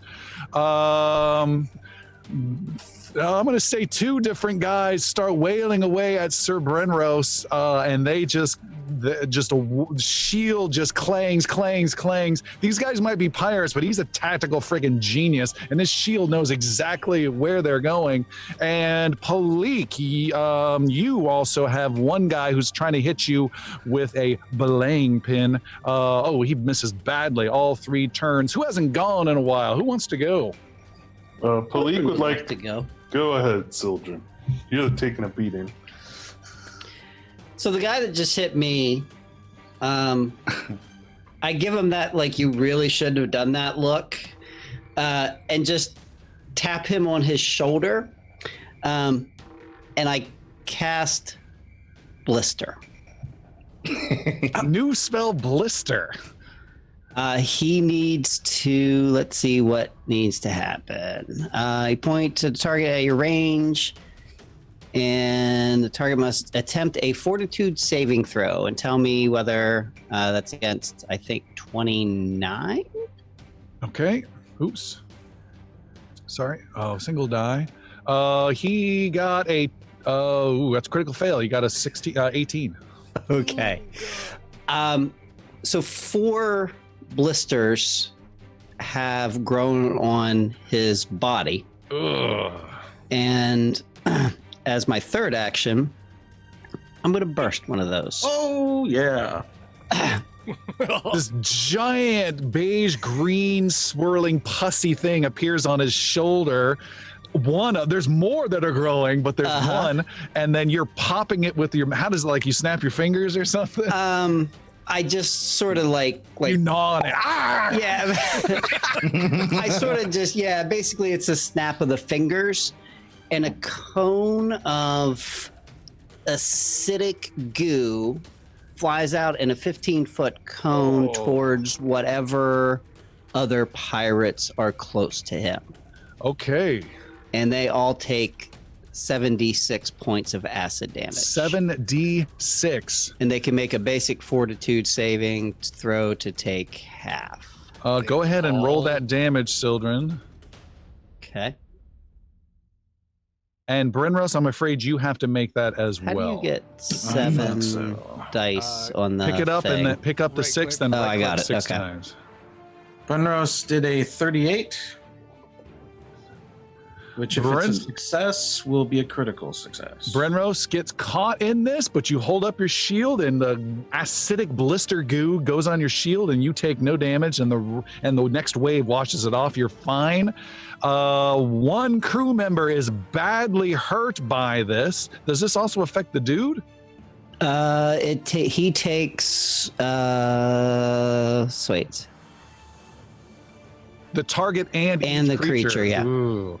I'm gonna say the guy with the blister itself is the one with the lucky roll. He's badly hurt by it though. It pops, sprays goo like a xenomorph blood for acid on the people around him. It drips down off of his shoulder, burns him. Ah! And he drops his weapon, drops to the ground. He's badly injured and out of the fight, but still alive. He was the lucky one, and there are 3 other who are just melted by this goo, and 3 pirates go down in bubbling heaps. And Sildren will raise a hand and be, continue this madness, and you will all die. That was and like as these blisters are still like boiling on this guy's body, and he's just melted like 3 other people. Everyone's looking at Captain Mad Eyes. And You're this down- now! You're down to like 1.5 dudes now. You will not take the taint! You have brought nothing but curse and ruin to this ship, and you will go down in flames! And the you ponies will eat you all! And you can't pilot it without at least 1, 2, 3, 4, 6 of us. Mad Eyes spins the wheel, turning the bow of the ship and swinging the boom all the way across towards Yarrow as he tries to freaking pivot his boat out of the storm. Okay. Yaru, make a reflex saving throw.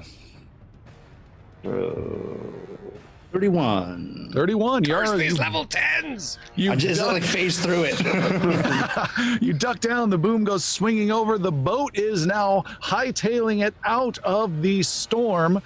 Captain, you are now being protected by your last sailor, who has left the fight and backed away from Sildren and tried to get away from any angled blisters that are pointed in his general direction. He's backed up the steps and he's got his short sword out and is kind of next to you, Captain, really scared. It is Captain Mad Eyes and this one guy on the upper wheelhouse area looking down the deck where you've got like this line of heroes with weapons drawn and spells in hand. Is it the guy with the blisters? No, he's still next to you. He's writhing and rolling around. Palik would like to beeline for the captain, sword All right. drawn. Palik. Xander, no, it's right. Xander will hang out. Okay. It's weird. It's weird. Palik, you run up and with your rapier, is that right? Yeah, a rapier and a dagger drawn. Akimbo weapons. You Mad Eyes! You're right there. Mad Eyes! You're gonna turn this ship back into the storm or I will cut you down where you stand. Mutineers will die on this ship! Your crew started this whole mess. That little crippled they kid didn't. started this whole thing. Your rats killed my nephew. For that After you your all nephew, pay. let him drop. If you're too hard-headed to realize that your nephew's a piece of shit, then I will cut you down right here. Or you can stick to your word and direct us into that storm so we can finish this. Ah! Mad Eyes attacks. Okay. Mad Eyes, let's have you win initiative on this one because I think you're going to need every bit of luck you can get. Mad Eyes, what is your weapon of choice? Mad Eyes will use his trusty blade. All right, a little saber comes out for one action. Make 2 attacks with plus 15 to hit with each of them. A plus 15 and a plus 10. So 15 plus 15 is 30 for the first. That's a hit on Palik. And then plus 10 on the second one. Natural 20. Oh, with rage that you have the gall to attempt to take over his ship. Mad Eyes has madness in his eyes as he charges you, Palik. You are hit. This is juicy.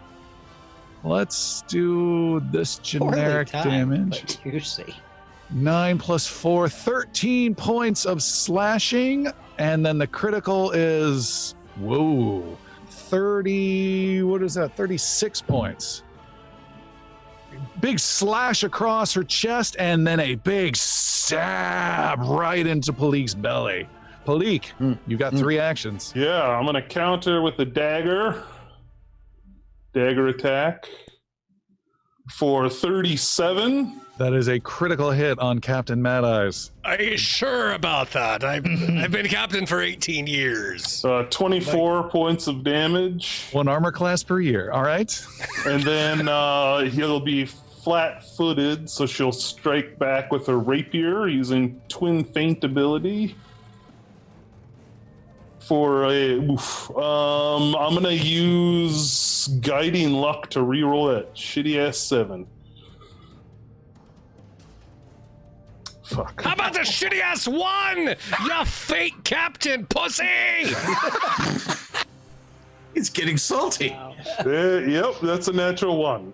The With wings a of Captain Mad Eye natural do not- one, Inglorious Bards. Mad Eyes, you have been able to taunt one of the other heroes up to join you and die at your hands and get 2 free attacks on them. Who did you taunt up to this close combat, Mad Eyes? Yaru. Yaru, you cannot. What's the taunt that you give the cat? I've killed one already. He said pussy. He's good. You motherfucker. Only we use Only we use that word. Yaru, you are taunted. You come up, your fists glowing with fire and cold, one in each, and Mad Eyes, with madness in his eyes again, gets 2 free strikes on you that you did not expect. This is your plus 15 plus 10, Mad Eyes, 2 rolls. All right. Yar! Oh, that'd be a 24 That's a miss on Yar's armor for sure. and a 28. That is a hit. Gets a hit. With that damage, you do 15 points of slashing on Yaru. Palik, were you done causing chaos? No, I have one more attack left. What have you got? Yaru now entering the scene. Wait. 34. As she raises her rapier, I try to stop her if she'll listen. No. Nope, she does not. Okay. That is a 34. That is a Yeah, I think the hit. time of any reason has passed. That ship has sailed, as we say. but we need someone to sail it. Is kind of my thing. It's going to be Palik. She's supposedly a captain now. Only a good 20 points of damage. 20 points, and you stab with precision, backstabbing bonus damage into Mad Eyes. And I'm just like, this is super close combat and just piercing and stabbing and stabbing. Yeah. More wind and rain. Yaru, you get a turn. With my whole real Yes. quick, if I successfully attack a flat-footed creature, which he was, he's going to remain flat-footed until the end of my next turn. With, Okay, Yaru, you get a +2 bonus if you decide to attack. I'm just gonna try to knock him out. I'm gonna go with a 1-inch punch. Okay, so this is a 1-inch punch. How many actions are you spending? 2 or 3? I'm just gonna spend the 2. So this is a big punch he's doing for bonus damage, but you were choosing to make this non-lethal? Yes. One of the... Okay. I want to knock him out, not kill him. All right.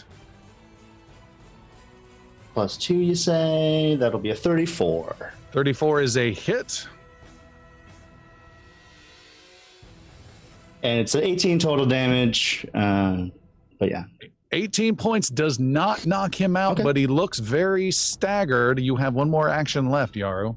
Is that all you got? You friggin' hairy wet cat pussy? Take him! You know it is not all that I possess.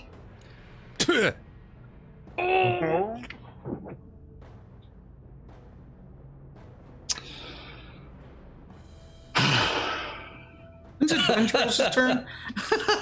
It's a sad day for Mad Eye. I'm just gonna go for another punch. Non-lethal single punch. Nope. A lethal. This is a lethal second attack punch. Make a second attack punch. 31. 31 is a hit. 33. But 33 because he's flat-footed. Flat-footed, yeah. Still a hit. 19. 19. I don't like to say this. Go ahead and describe how you take him down. So I hit him with the 1-inch punch, just a boom, and it really knocks him back, but he doesn't go down. And then I just say, "You left me no choice." Oh! And I snap his neck. You snap his neck, and Captain Mad Eyes of the Great Tainted Waters collapses to the ground on the deck of his own ship as another wave washes over in the wind. Everyone stands there silently, and we will take our break there, and we will be back in just a moment. It's Captain Iggy. I'm not on the show so much anymore, but that doesn't mean I don't support the Defenders. See them acting like dumb shits live every Tuesday at twitch.tv/Inglorious Bards, 7 o'clock. Tell them I sent you. They'll be very impressed. The wind continues to lash the taint, and the crew are dead except for one guy who has dropped his weapon and is backing away. The heroes stand around, and what are you doing? Storm still raging. Palik is going to pick up Mad Eye's hat and take her own little like kitty captain hat off and don his and be like, I'm the captain now. And then she's gonna take the wheel and spin it in the opposite direction that she saw Mad Eye spin it, and all right, try to course ourselves back into the middle of this storm. Yaru, I'm sorry, go ahead. No, you had. Yaru still like has his fist up while Palik is like underneath him doing all this cool stuff. And just with the blood from Mad Eye's nose and face area still on my hand wraps, I turn to the crewmate who just yielded, and I ask him, are you capable of piloting, of helming this craft? No, I've never piloted, no. But I'll give it my best. You and Palik will work together. You under her, of course. You just heard the lady. And you will get us to our destination, and we will let you live. But remember, your captain did not betray us today. He betrayed your king. Nice. He nods. He walks over to you, Palik, and reaches out for the wheel, looking at you, and says, I'm the captain now. No, but you can be the wheelman. And she'll let go and give him a little pat on the shoulder. All right, he grabs on. Woo! Starts moving around the wheel. And he starts guiding the ship into the storm. Into the eye of the storm, right down the middle. Aye. And he nervously heads that way. Brenros and Piercy, you guys look behind you at the deck area and just see blood and still gooey puddles and still one guy crying out in pain, rolling on the ground like some sort of Tarantino film with 3 bulbous blisters on him, just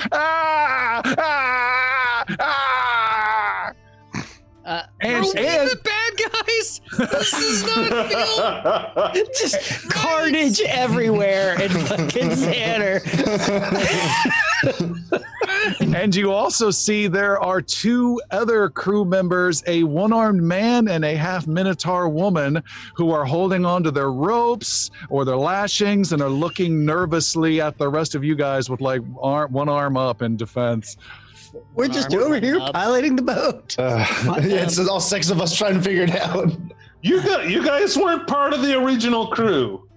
You didn't try to attack us. We have nothing against you 2. Anything you can do to help would be appreciated. They nod and get back to it. Waiting for word from someone, though. Who commands them? At Brenros and says, do you want to help him or shall I? Pointing to the guy with the blisters. Well, Sildren's coming down and he kind of waves his hand and the blisters fade away. All rupture.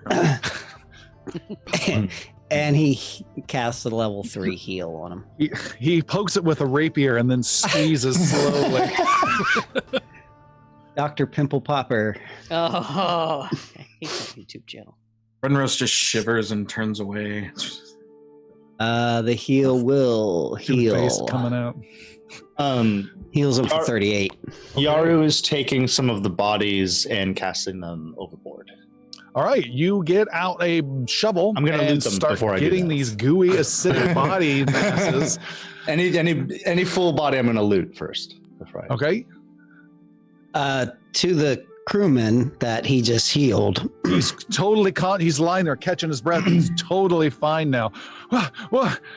If you want any chance of surviving this, get on the mast now and do your job. And Sildren just walks away.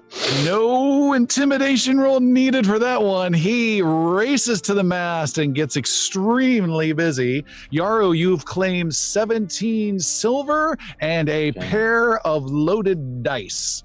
These are the dice that have the ship's captain game we did before with a captain, a ship, and a crew. These are not legitimate tournament regulation style dice for any future gambling. I will take those and I will go over to my new captain and I will just hand these. I'll just like kind of while she's like, you know, at the helm, which is way too big for her, I'll just put them in her bag of holding. Okay. And just say, "You did well today, Palik. These are for you." Oh my gosh! Thank you. Of course. And I take out 2 gold. No, I'm kidding. I didn't do as good as you, but thank you. And I'm curious at what I'm imagining, and I could be wrong, what the childlike stunned Xander is doing in this situation. Well, there's a lot of like looking back and forth of the Yaru scooping up acid and looting those, and Sildren's casting and then healing and then life-threatening and commanding, and I didn't know we were gonna be pirates. We're real pirates now. Renrose starts pulling up a flag. Hoist the Jolly Roger. It's a flag of Calavier. Kellier. This feels really cursed. I don't know if we can recover from this.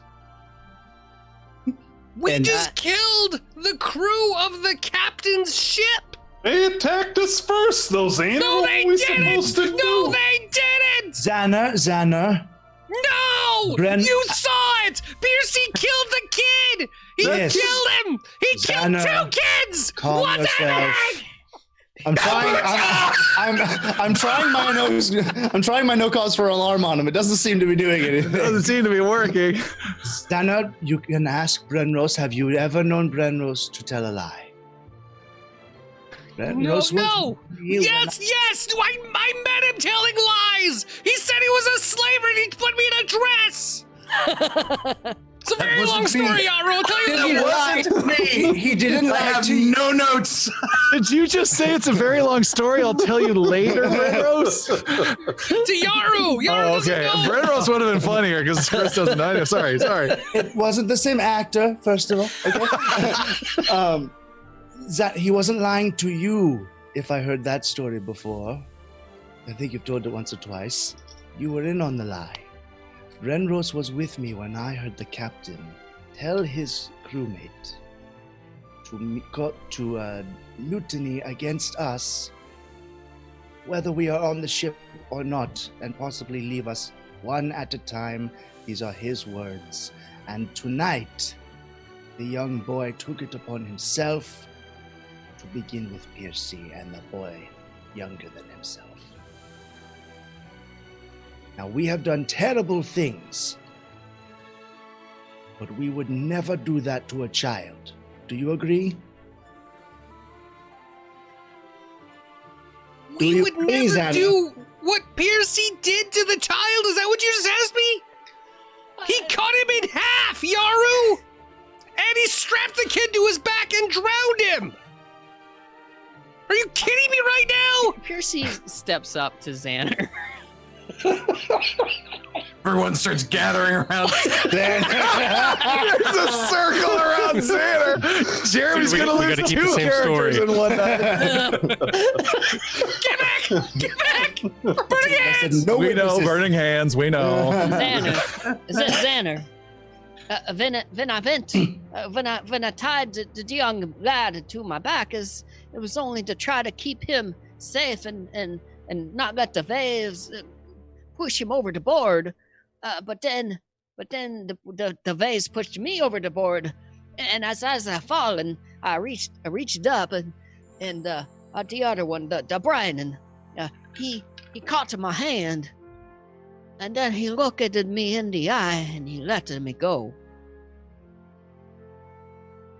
And I fell into the water. You came back. You made it. Because the goddess Selena Dion, she has saved me. I don't know how, but I. What? How dare you? But here I am. Oh, that was a Jix line. Never mind. I was saved, and I don't know how, but here I am. But you still killed him. The boy would not resist, Xana. He was not a good listener. When you he saw cannot that he kill failed, people. It's possible to not kill. We're the defenders of the realm. We're the champions of King Phaon. We are sent out here as envoys for him. We are supposed to be reaching peace and spreading the word of Devar and helping people. And we as the just only killed person- a ship full of pirates that we hired. And as the only person capable... Yaru slips on goo, sitting as he's saying this diplomatic phrase. As the only person capable of doing a non-lethal attack, for technical terms, I tried everything in my power to get them to stop. Everyone here was witness to it, and they persisted. They are pirates, Xana. Morality is not the same to them as it is to you and I. We acted righteously, under any god you might believe in. You tell that to the wind. I'm the guy who does the wind thing. It's kind of my area. I got 3 of them, okay? There's Xander 3 walks winds. Xander goes down into the hold. Xander goes down into the hold.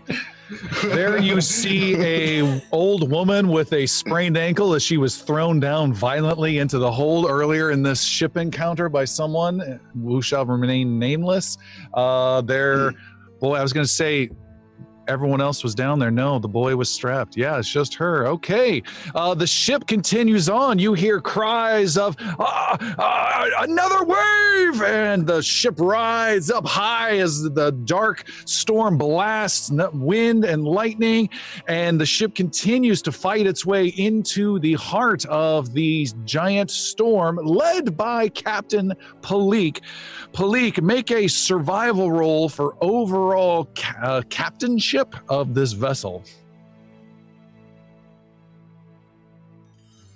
31. With a 31, it's probably an hour or maybe 2 hours, but it seems like an eternity, as though you've been here all day.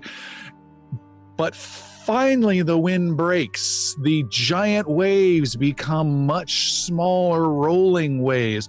The gusts of wind become much more manageable. And even Xander returns to the deck at some point, and you guys can see up ahead there is actual light, and a clear light that comes down through a literal eye in this, not a literal, an eye in the storm. Yeah, there's just a clearing of space up in these dark clouds, and light comes down, and the ship is making its way there. It's much quieter, much smoother.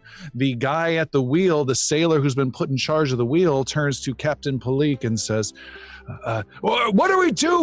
Where do I head? There's nothing out here. Keep going. I'm not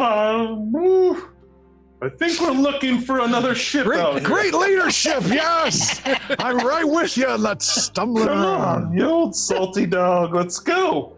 We're looking for a ship called the Tongue, and it's going to go down against the Taint. Okay. Wow. You've been holding on to that one for a while, have you? Yeah, since the beginning of the episode. So bad it brought Captain Mad Eyes back to life. Just to roll his eyes before dying again. That was a powerful wow. The taint makes its way now slowly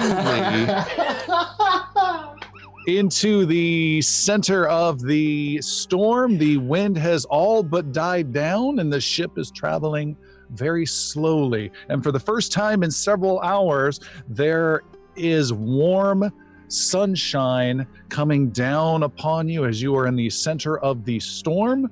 And you think you have a few hours of daylight, by the way, before night falls. What do you want to do? Piercy, can we can you go up to the crow's nest? And I think we're looking for another ship. Oh yes, of course. I'll It's go pretty up there. calm. I don't think you're gonna get thrown out or anything. I go up there now. Yes. Oh, okay. Percy just climbs up into the crow's nest. You climb up into the crow's nest. There you see another crew member who has been hiding and cowering in fear as you come up. Please don't hurt me. I'm not going to hurt you, but we need to be looking for this other chip. What? How you seen it? Just don't stab me and don't tie me to you. I won't. And Percy, puts one leg up over the barrel. And he scrambles out and quickly climbs down. I am going to make a roll. Oh no. Can you see? You can't see it. I can't reveal it.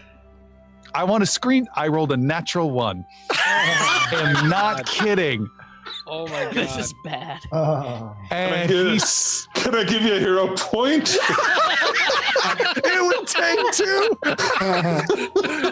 2. Wow, he scrambles out in a panic and trips and falls and falls and crumples on his leg, and his leg is bent backwards, his arm is bent backwards, and is lying there in agony. He got me too! Xander's the only one who sees Percy go up. Xander had just come back up because he's feeling okay. Xander just came up with warm cocoa. The guy falls right. Hey guys, I feel better. I'm sorry, maybe I overreacted. I didn't know to do that. If I was Another one drops. Silver and just Lee Trevino shaking his head. He's slipping down. Oh my god! Will somebody heal this guy, please? Sildren, can you help that lad out? We've lost enough crew members today. We're losing druids! Somebody do something! Yoru has battle medicine. If I can... No, I will heal. I will heal the guy. A level 2 heal. You heal him hit points. You have able to get him back into conscious, non-screaming shape, but he is permanently debilitated. His arms are crippled. His leg is massively This ship is damaged. cursed to have a crippled boy forever. Will you take my place? Oh, man.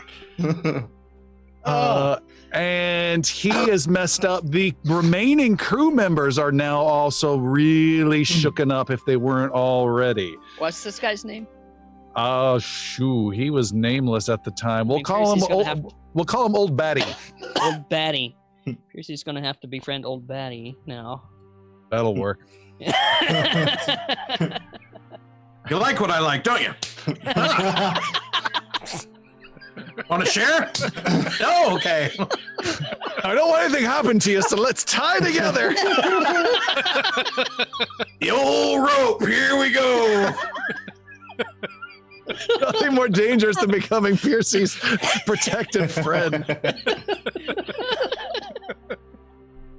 Oh my god. Oh, Xander, gain a hero point, by the way. Oh, thanks. Crew! By the way. I know this is trying times. I know we've had a hell of a day.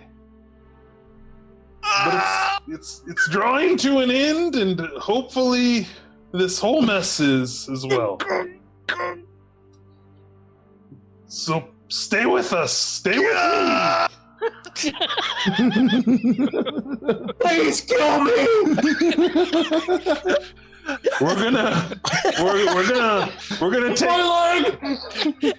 gonna take care of this fallen I deserve this fallen creature here. What have I done? That was short, man. We're gonna find this ship. Take We're me, gonna- Bad Eyes. Take care of it. And then we're gonna kill this Captain Jagged. Where's my son? Ryden! Bring me Ryden! Is the battle over yet? You guys are assholes.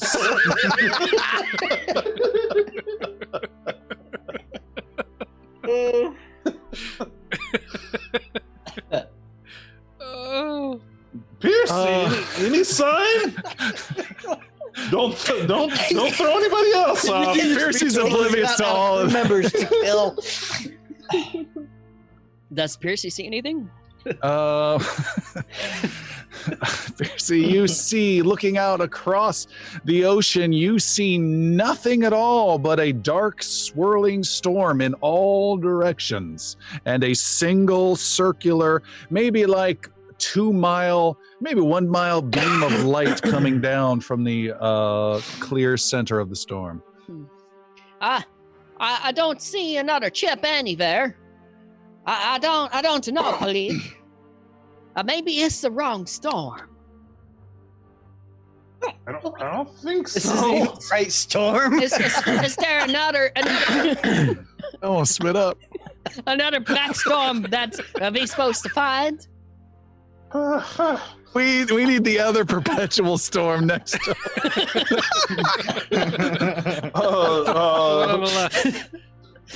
Palik, get the shorter and shorter fuse here is going to go up to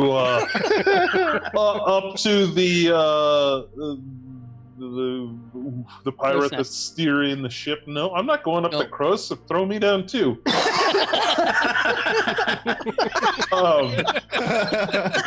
Percy has finally found his throne. We're gonna let's aim for that light. Let's aim for the light.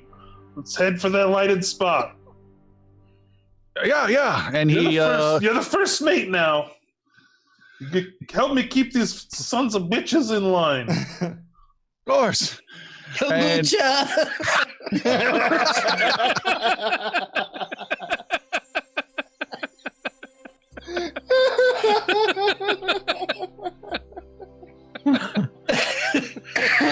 Too soon.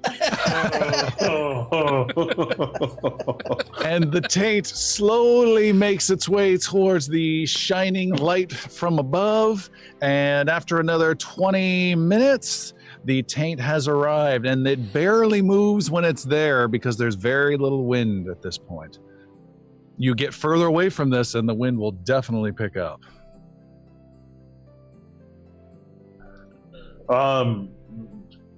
Palik's gonna have a sidebar with Sildren. Well, shit, man. We're in the eye of the storm. What the fuck's supposed to happen? Kombucha's too obvious. We need a new word. When we were supposed to get here and sink the old ship that hangs in the balance. That is all. There's not an old ship to be had, except for this one. Yes. We sink this bitch, see what happens. It could mean all of our lives. What was that? No. What did she say? I don't think that's the answer. Well, maybe there's a way to summon the other chip. Maybe we say something magical. Or we do something, or we dance.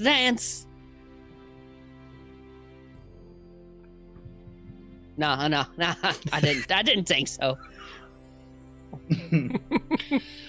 I am at a loss.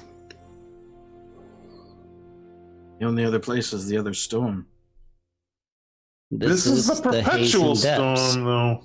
The captain brought us here to the Hazen Depths. This is where there is a treasure that we are to attain. If you were to sink a ship here, you would be under the water. What is beneath us? The water. Depths. What is in the depths? Hazen. Hazy down there. We're not helping. Do you want me to go look? It's Seems pretty to be clear the only water. I way. could probably swim pretty fast. Especially like this. Xander pulls his hands in like he's scooping up a big armful of air and pushes it inside of himself and starts becoming clear and liquid as he turns himself into a large water elemental. Cool. And does that give would you certainly help. any benefits for water related goodness, I assume? It does. I have a swim speed of 60. Whoa. Does it give you anything with breathing? No. Wait. Check that, because as a water elemental. If I put dye in you, do you change color? Can I color Easter eggs in you? Put a drop in one hand and a drop in the other and shake them up and see how it mixes. Let's say you it know what? does. Let's just okay. say it does. Yeah. I've got a wave attack. I mean, it's a As freaking well. 5th level spell. Let's just say it does. Okay. All right. It's a huge spell. How long All right. shall we say it does? One action. No. Yeah!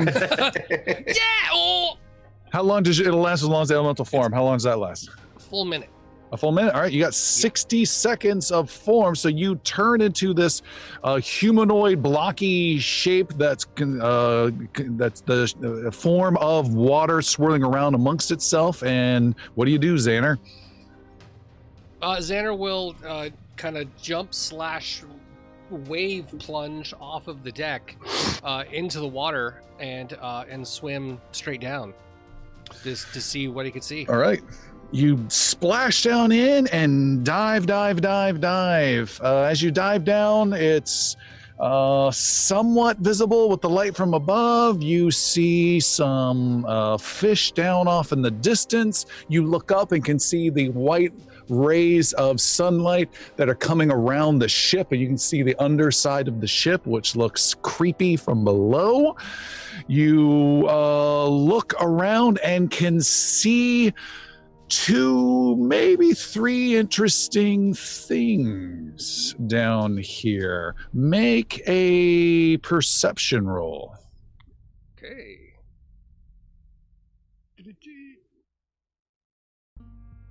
24. With a 24, you see partial things. You see there is a big chasm about 100 feet down, a big rift in the ocean floor. On the edge of that cliff is a old sunken ship, and not too far from that ship are a collection of man-made, almost whitish stones in a rectangular pattern. Kind of has a Stonehenge vibe, but in more of a rectangle with big gaps between them. So some sort of weird ruinish type stuff, maybe 100 or 200 yards away from that ship. So you see those 3 interesting things. Xander will go further down and investigate the stone things. All right. You make your way down, and there is a big gust, a big rush of water from the area of that crevasse that blasts in your direction, and it tosses you and tumbles you. Make a reflex save of 26 or higher. Oh, that's a natural 1. I'll I give you a gotta hero spend my point. hero points. I'll give you one too. Thank you.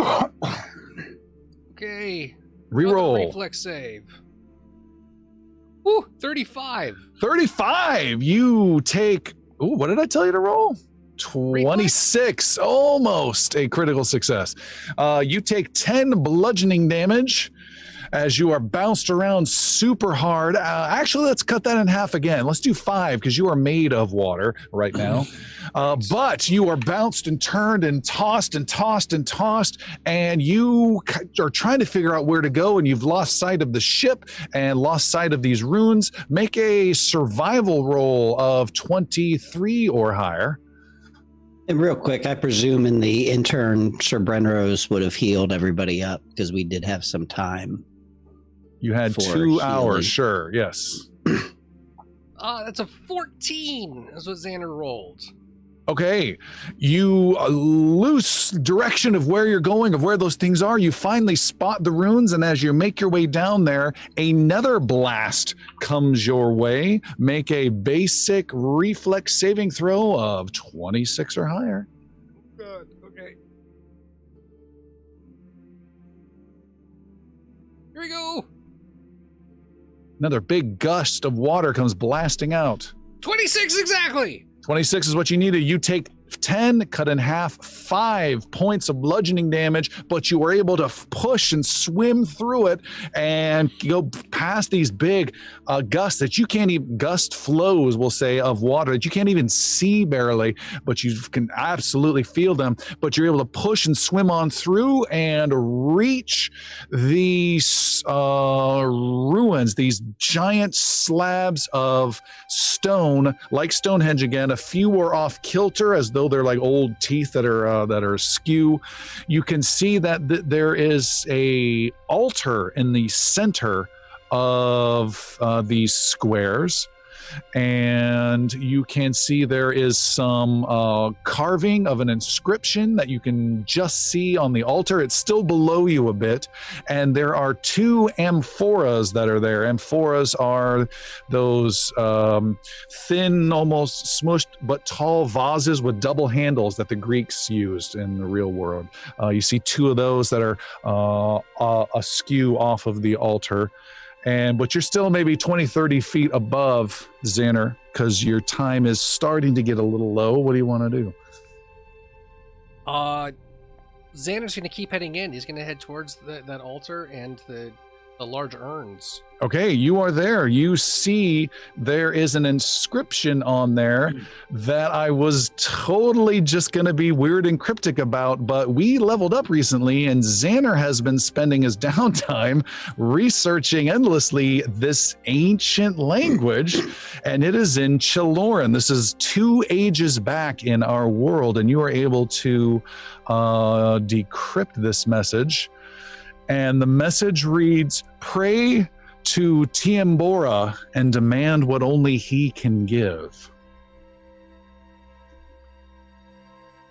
Xander, make a religion roll.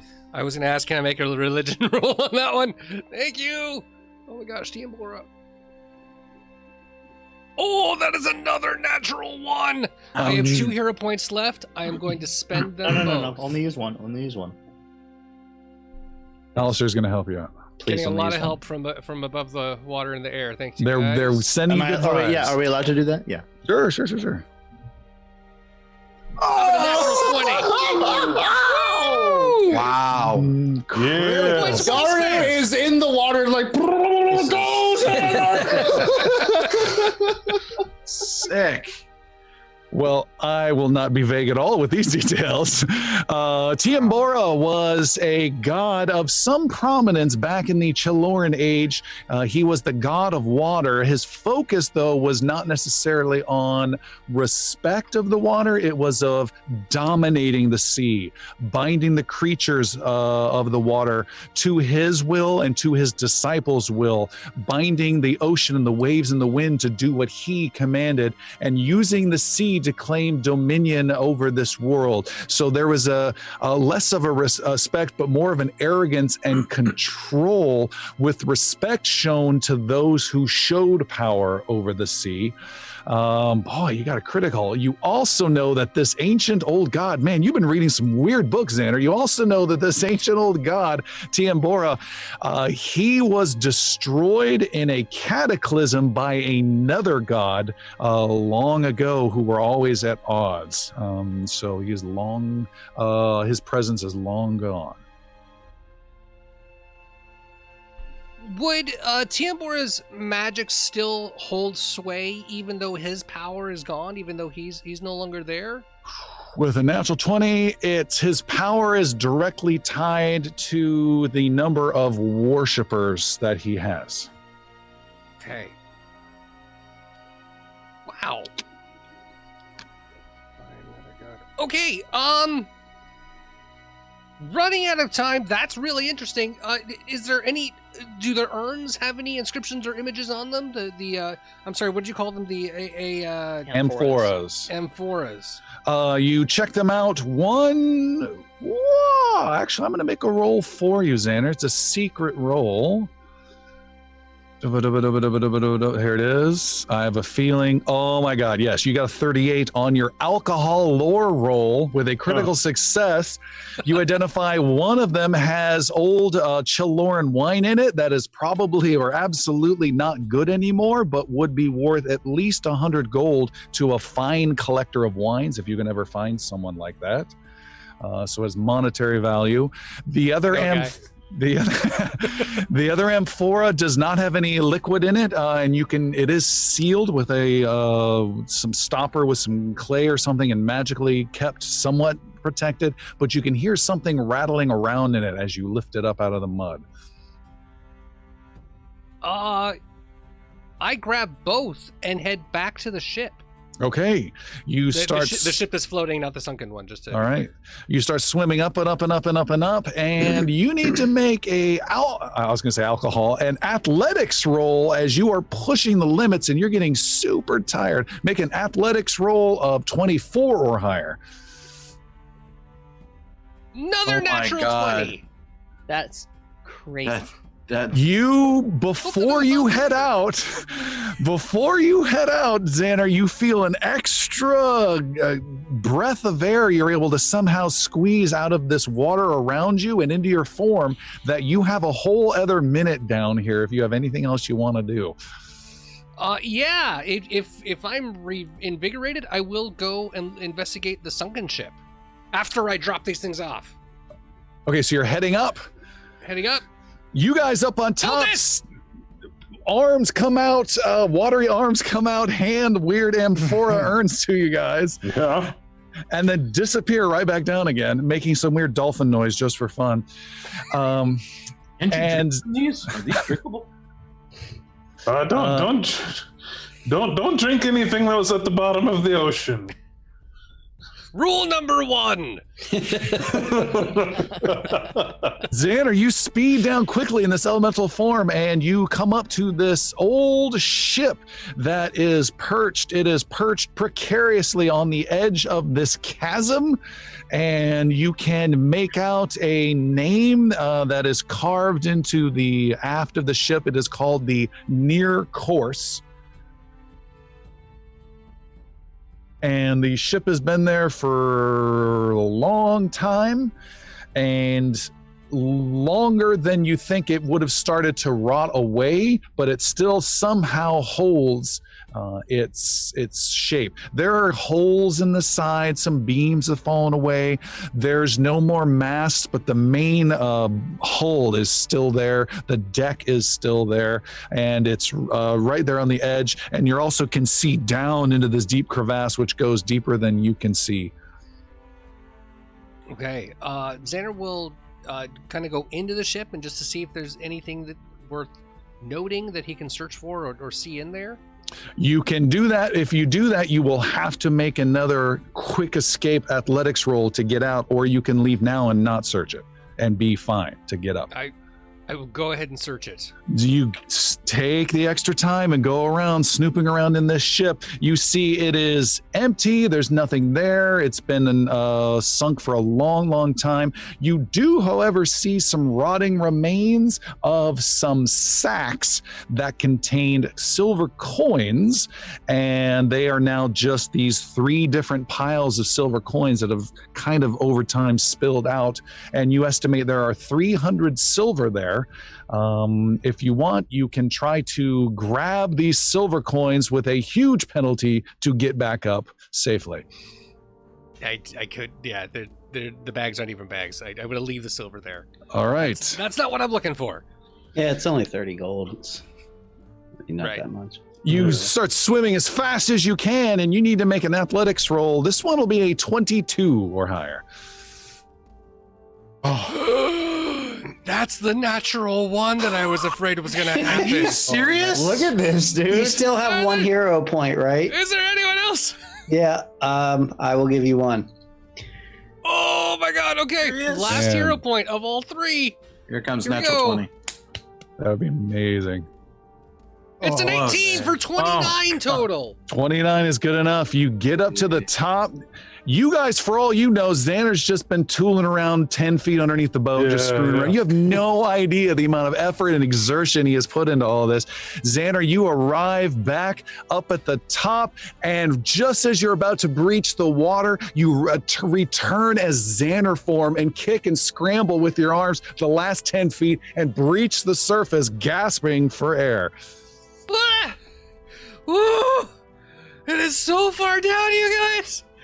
Can you help me? You did so good, Xander. Thank you. I think. What'd you find? I found a lot. Like, can I get in? Yeah, here. And I'll Palik will help you in. Okay. Xander will climb up the rope. I'll roll a climbing check if I need to. No, you don't need to make a climbing check, but you just pull off a lot of interesting stuff. Gain a hero point. Hey! Squander it on the next natural one, I'm sure is coming. It should be the next thing you roll. Wow. Yeah, so, oh my gosh, you guys, there were 3 things down there. There was this really big canyon. Ooh, I gotta take some air. Okay. Okay, there was this really big canyon that was down there, and it got pushed by a huge wave that came through, but I found this really cool power of tower. That's what I call it. It's a power of tower. It was a whole bunch of stones, and there's an altar on it. It was in Chaloran. I can read Chaloran now. There was this really cool god named Tiambora, who was dead now because he got killed by another god, but he had an altar there who was trying to control the ocean of power. That's where I got these urn things from. And then I found a sunken ship. It was a sunken ship, you guys. It was called the New Course, and I could go inside of it. I found a couple of pieces of gold, but nothing else. I mean, it was just silver, but it wasn't really anything important. That's why I get back to the ship. You found the ship. That's the ship we need to sink again. How the fuck we're gonna sink a ship that's already sunk? Well, Mentioned There's it one was on way. the edge of a crevasse, wasn't it? Yeah. yes. Yeah, I didn't use the word crevasse, but that's a really good word. It's more like a canyon. Yar's just Canyon. holding this vase, just with something like shaking inside of it. Just pushing it closer and closer towards the edge of the ship. What is this thing I do? feel the urge. What is this thing, Xana? What is this? That's an amphora of Tiambora. I think so. That's where I found it anyway. It was by the altars. One of them is wine. Don't drink that. But it could be very valuable back in Tabernary. I know a guy who really collects these things, and he'd really be into it. Oh, that's good However- to know. The other one just rattled around a bit. Yes. Here. And I point the corked end to him. Maybe open it. See what's in it. You guys want me to open it? Yes. Go away, Marion!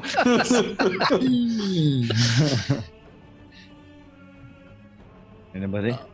Okay.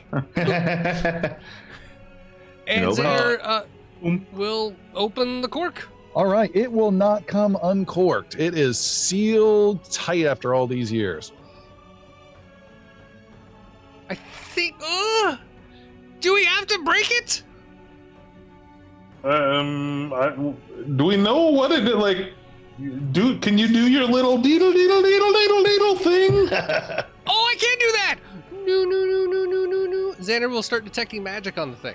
Oh, you detect magic. Evocation enchantment magic within this urn. It is definitely magical. It's evocation, and it is an enchantment. And evocation is something that's really powerful and strong. We should definitely get what's inside of it, unless it's super evil and, curses the world. That could be a problem. But what if the magic is meant to keep the thing closed, not what is in it? And is But this to- the magic of Jagged, the treasure that was discussed? Well, I would argue that if this is exactly the place that it was supposed to be, near the ship that it was supposed to be at, and there was the thing that we're supposed to break, this would probably be the closest we could find.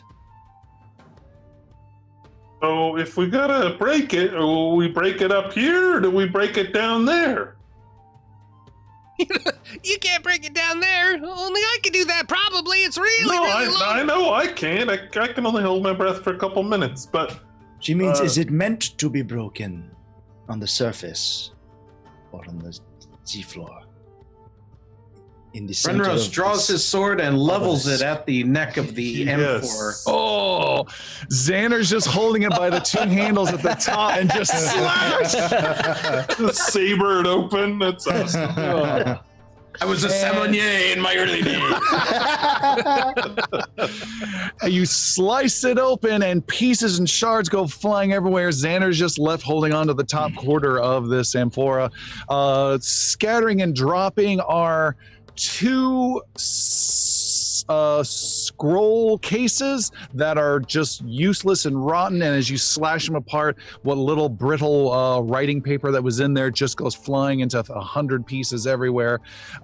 Shards and chunks collapse on the deck, and Brenros just moves it aside with his boot and kicks things out of the way.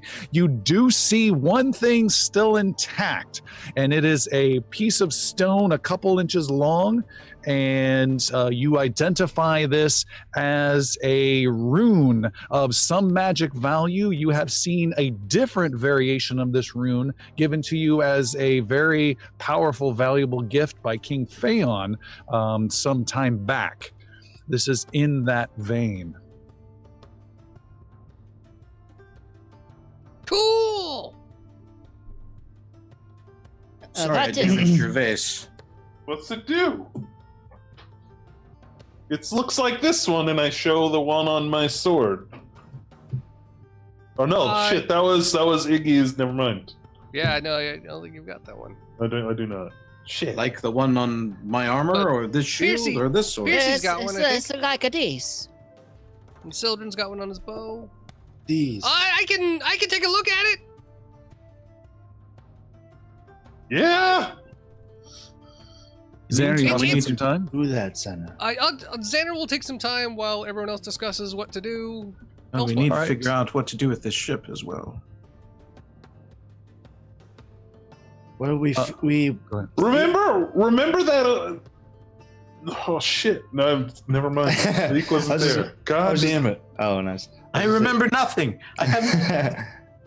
We feared that opening this would release some sort of clue. Perhaps in these scrolls lied an answer that is now long gone.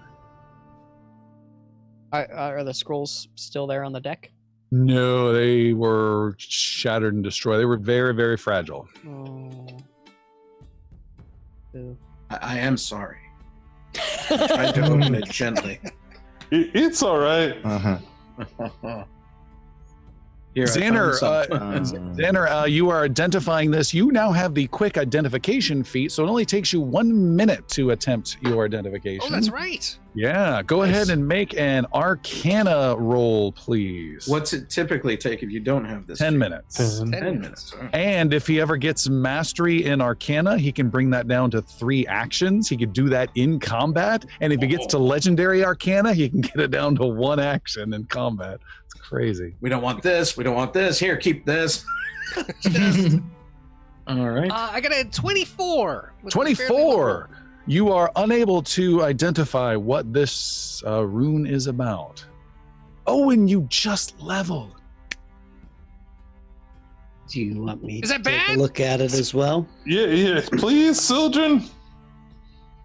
Sildren takes a take much a little longer, much longer 10 minutes. Sildren, you can also, I assume you're at least trained in Arcana, yes? Yeah. You can also make an Arcana roll. Oh. Natural one. Natural Yeah. one. Do you have a hero Sildren point left? unlocks the I have key of one. what this is. I'll give you another one. Oh no, I don't get to do it. Well, you might. I don't know. Yeah, this is To be determined. Let's see. Yeah. 20 total. With a 20, Sildren just quietly puts it back in the amphora rubble and just piles it over it again. You have no idea. Xander, you mentioned getting bowled over by a bunch of water down there. How close was that rushing water to that sunken ship? Well, it didn't happen to me when I went to the ship. It only happened when I went towards the stones that were down there. So, I mean, it could have gone past the ship in the process, but that's not what it got me. Okay. So we need to raise this ship, or we need to throw it down into your chasm. And what was the inscription you mentioned? If you mentioned. Oh, on the altar? Yes. It said, pray to Tiambora, and the rest of the things that Tom said. That's all I got. I was listening. Demand something. And demand something. Demand what he gives. But that god is no longer. Is that not correct? Oh yeah, no, he's way toast. Way And toast. my memory is a little foggy of what we were told about the Hazen depths here. Has anybody else have a better memory of exactly what was said to us in this regard? Sink the old ship once again to find the treasure. Is all I remember.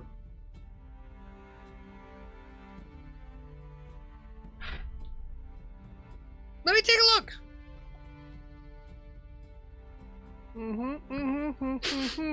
I think he's right. Percy kind of scoots scraps and bits of the amphora out of the way with his boot and picks up the rune and just Puts it in his mouth. Okay. cheek. Make a stealth roll. Okay. I'm sorry, thievery Okay. roll. Minus at least one. 32. 32. Anyone whose perception is 22 or higher sees him. Oh my lord. I'm close. I imagine I'm the closest at plus 19. I got plus 20. Oh, No one sees it. damn. There's not looking. Yeah. we've got to And roll Tim, if you're we're making looking at- eating noises or eating motions in real life. It's very how would disturbing you know? to think that you're eating that rune. There's a 34. No, not a roll. Oh, not a roll. Oh, well, there's an natural 20. Sorry. I can't remember. I bet it's in here, but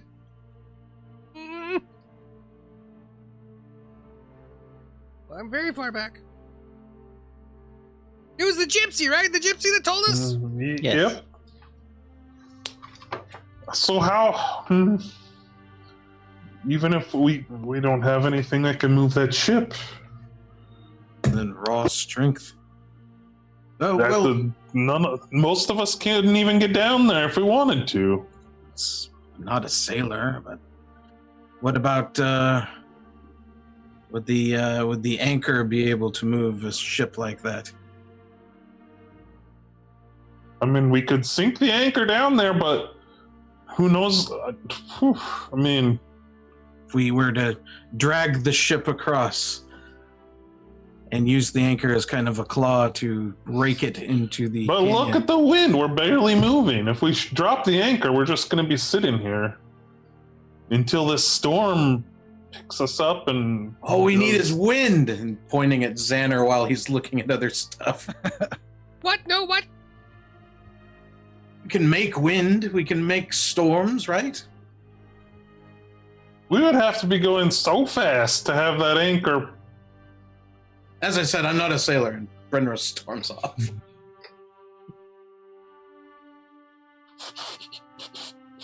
Okay, I found it. I think it's exactly what you guys were saying. Yeah. It looks just like it. Sink the ship Very and good. sail into the eye of the storm. There is an island shrouded by death and stars that gives him strength. Yeah, we found that part. I think we're good then.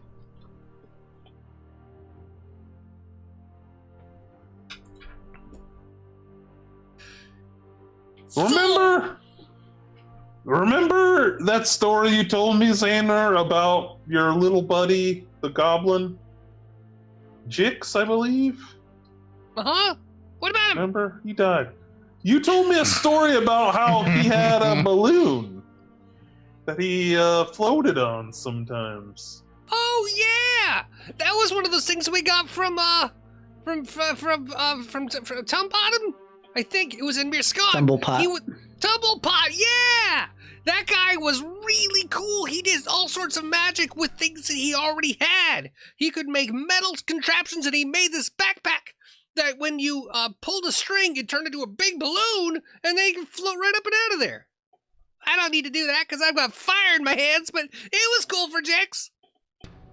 Yeah. I wish Jix was here with that balloon. Wow. Xander, when you were down in the water, Yeah. did you see any fishies swimming around? A little bit, yeah. Here and there. How about some bigger, like some whales? No. Okay. Why would Hay be down there? What? He said a whale. Whales. He said Vales.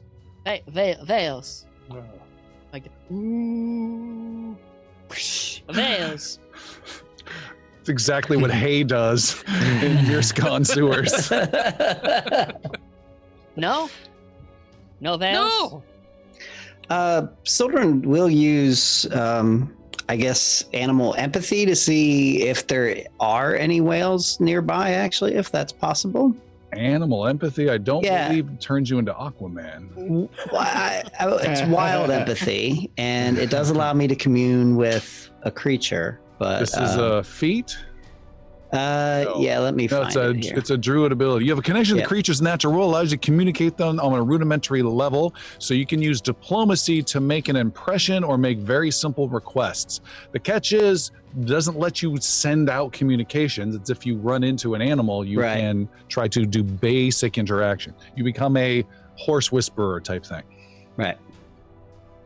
Okay. Aquaman. However, Piercy does have an ability to do that. With our powers I combined, think. Yeah. He has the messenger ring. Messenger And- ring.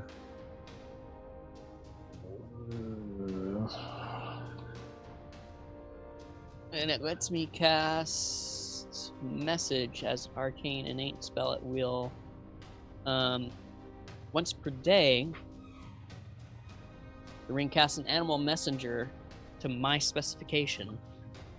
The animal is a magical creature that springs from the ring. His appearance suits the iconography of the heraldry of the Lord, blah, blah, blah. Is there a size limit on that animal? The ring, the animal is a magical creature that springs from the ring, and the appearance suits the iconography or heraldry of the Lord, represented by the ring. You can summon forth a long distance traveling animal. So, what did you have in mind? A whale? Summon a whale. What the hell is happening here? I don't know.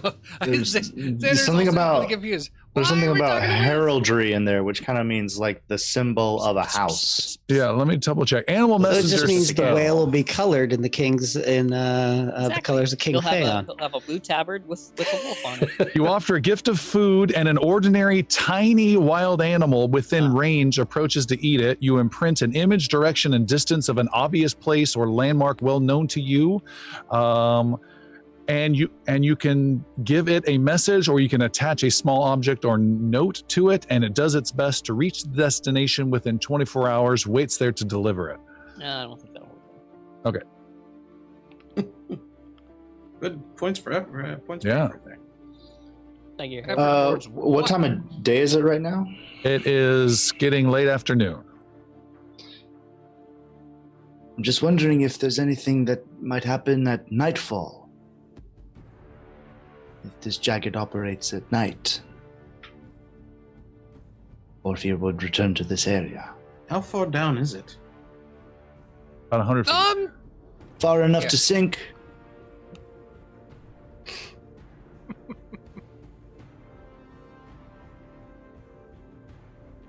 Xander, you mentioned there was some silver down there. Yes. Could 3 that be bags, the? but the bags are all broken. Could that be the treasure, though? Maybe if we take the treasure, something will happen. Could you go back down there? Do you have enough woo-woo in you to go back down there? Kind of. I mean, yes, I do, but The woo-woo was just challenged, Xander. it's right at the end. I can do more woo-woo. Could the Well, ship I be could- moved? Could the ship be moved by human hands underwater? I don't think so. It's so heavy. How big is the ship? And is It's it a right big on the enough to- chasm? Big enough to be called a ship, yeah. Is it on the edge of the chasm? Yeah, half in, half out. It's Probably almost wouldn't falling take over much. it. Could the silver be the balance? Well, I don't know, but 30 pieces of silver seems there's 300 like pieces. there's There's 300 like 30 pieces. Oh shit! Ish. Xander, if you are Don't going forget, down we there, are here in the middle of a magical storm, diving towards a magical ship in Yes. a magical chasm. if Do you we are, need this ship in the crevasse? In the canyon? Do we need it? Is that to be done? In theory, we need to sink it, is what all of our collective memories bring us to. Let's sink it again. Indeed. Into the chasm would be the natural conclusion. If You would we're know able to get this it if in. your notes were destroyed on your hard Yes. drive. I'm just reiterating and retyping all the notes. Xana, your mission, should you choose to accept it, is to gather the silver and try to push the ship off the edge, I guess. If that doesn't Xander work. turns What if to you just- Malik in her giant hat? How far down is it? 100 100 feet. Give or feet. take. I can come with you. You can put the silver in this too, and I show you my bag of holding. If that helps you get back up, 300 pieces of silver is going to be heavy as shit. You And may also, want. also, might I remind Sir Brenros, you can also. I know, I was going to say. I'm just I can saying, also. I don't know if that's good or bad. You've got some power ability to you. I could join you as well if the need arises. In what fashion? The old fashioned. He says, tapping his metal chest, putting his visor on his helmet. I don't think they've invented diving suits in this realm yet. He's going through the 50 warm-ups. Listen, Cuba Gooding, we need you to relax a second. Wow, what a reference. Thank you. I'll take that one. So what is your idea, Brenros? You always says out of character. Seriously. He's so stunned, you stunned him out of character. Yeah, I hit myself with a stunning fist. Brenros is able to hold his breath for a really, really stupid amount of time. Okay. And he can descend, of course, quickly with the armor. It's getting back up that will be the issue. Yeah. Well, you take a couple ropes. Right, I was about to say, yeah, let's tie two ropes That's all right, so I guess I'm going in. All right. I don't want. You don't have to wear your armor. Like, I can swim you down. I like my armor. Oh, I know. That's why I was thinking leave it here. You just probably don't need it underwater. Okay, but don't look. Xander says, as I was an only child. we're trying to get Brenros to take his armor off every episode, aren't we? Yeah. Brenros, just And hold on. he's to the got that anchor. 50s Yeah, I would say striped suit. I would say keep it on. Didn't you mention you got attacked, Xana? No, I did not. I Attacked pushed by around water. by water. Very well. Up to you, Brenros.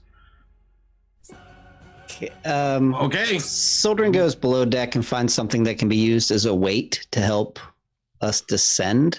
An anchor? Like an anchor? Not something like just some ballast. An you anchor know? would be- There's little chests of food and things like boxes and things Yeah. like that. There are for also sure. there are also bodies on the. Yeah, there's crew members. There's a guy who's like Scattered got a about. wound halfway through his chest. We have a minotaur that seems pretty heavy. Some guy still nursing a leg, crying. Yeah. No, don't use the I'm still here. Can we weigh anchor here? Can we drop the anchor here and use that as a? Yeah. I could do that. Tie a rope to that, and I'd be down there, and that would be easy to find my way back. Let's do that, and then I can Yes. keep my armor, and then I can just shimmy up. All I right, mean, okay, but so you're dropping anchor here. Yeah, that's what it Anchor's sounds away. like.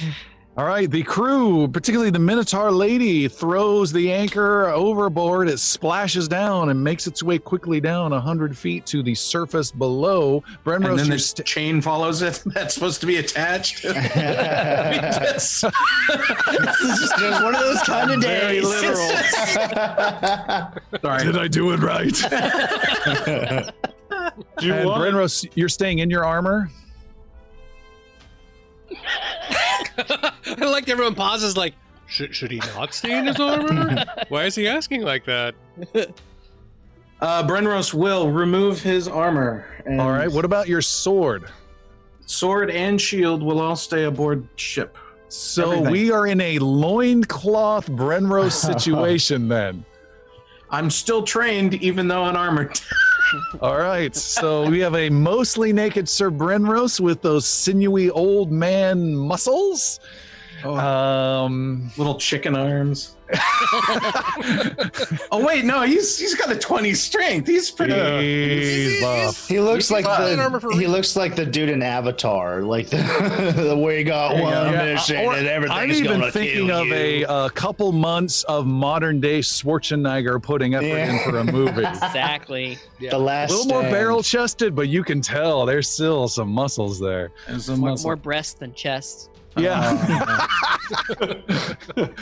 All right, so Brenros, you are all set, and you're going down and pulling yourself as you swim on the anchor chain, right? Yes. Okay, Does Bren. somebody not have a dragon turtle scale as well? Who asked the oddest things at the oddest What? times? I have in Really, my man? inventory, so it might be me. I have a dragon turtle scale, which, if you're an expert in athletic, it will give you a swim speed of half your move speed for a minute. That's still like 7 feet from my nose. Fair, okay. This thing's garbage. Okay. I'm not even This- expert in my athletics. so- Oh God. All right. Disregard. All right, Brenros dives in and he's pulling himself down the line. Did you want to take this? And I have the bag of holding. Xander will grab the bag of holding, throw Careful. it over his elemental water shoulders, so hand over in his hands. And he goes, watch this! Phew, turns into a bug. Watch this! Turns into a Yeah. fire elemental. Watch this! Turns into a water elemental. And then you splash down after Brenros. And you kind of meld your form just a little bit just to mess with Brenros and go through him momentarily and then take a normal visible elemental water form. That shouldn't be normal. It's chilly. So warm. Oh, yeah, the water got warm all of a sudden.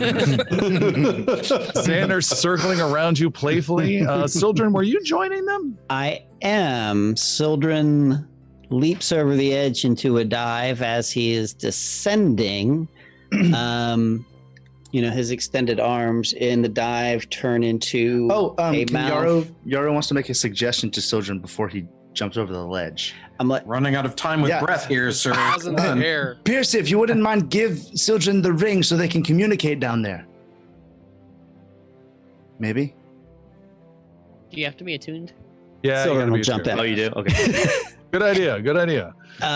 And extended hands, they become more in the shape of a mouth. He grows fins. He turns very quickly into a shark.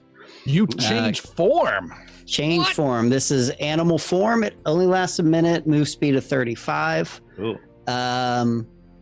Oh. but it's only 100 feet down, so I can get down there pretty quick. And All right, my question is this a large shark or is it a baby shark? Okay, we just lost all of our listeners.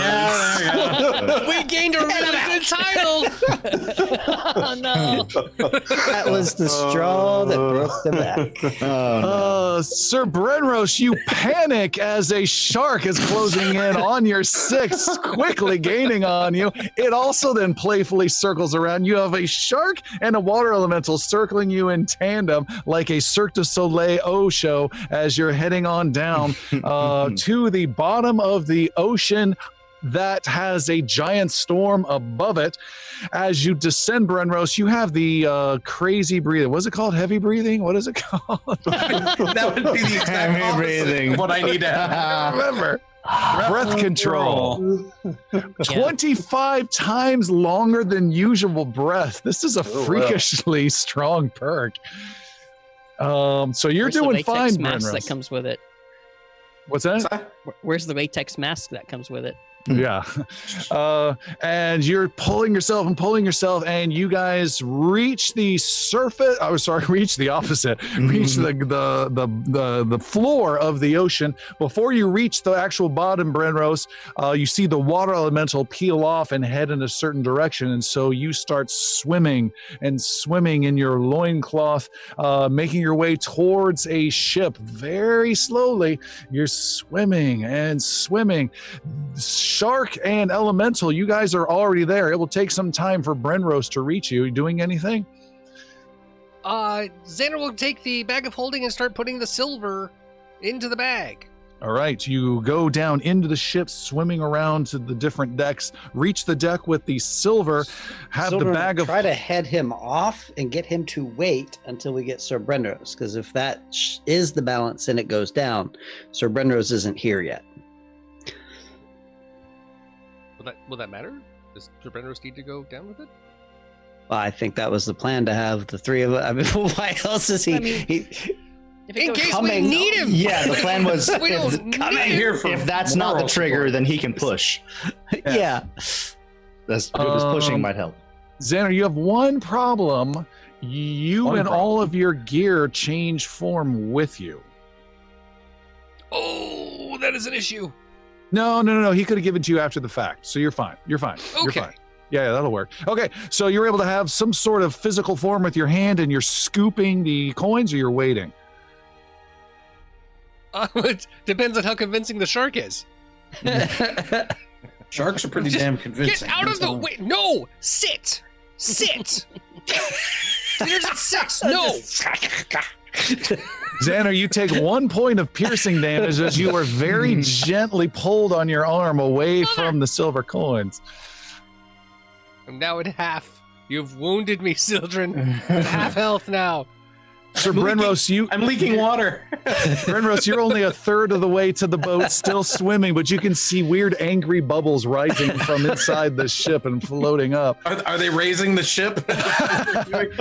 All right. Xander will instead close up the bag of holding and will go out to get Brenros and swim with him / push carry him towards the ship.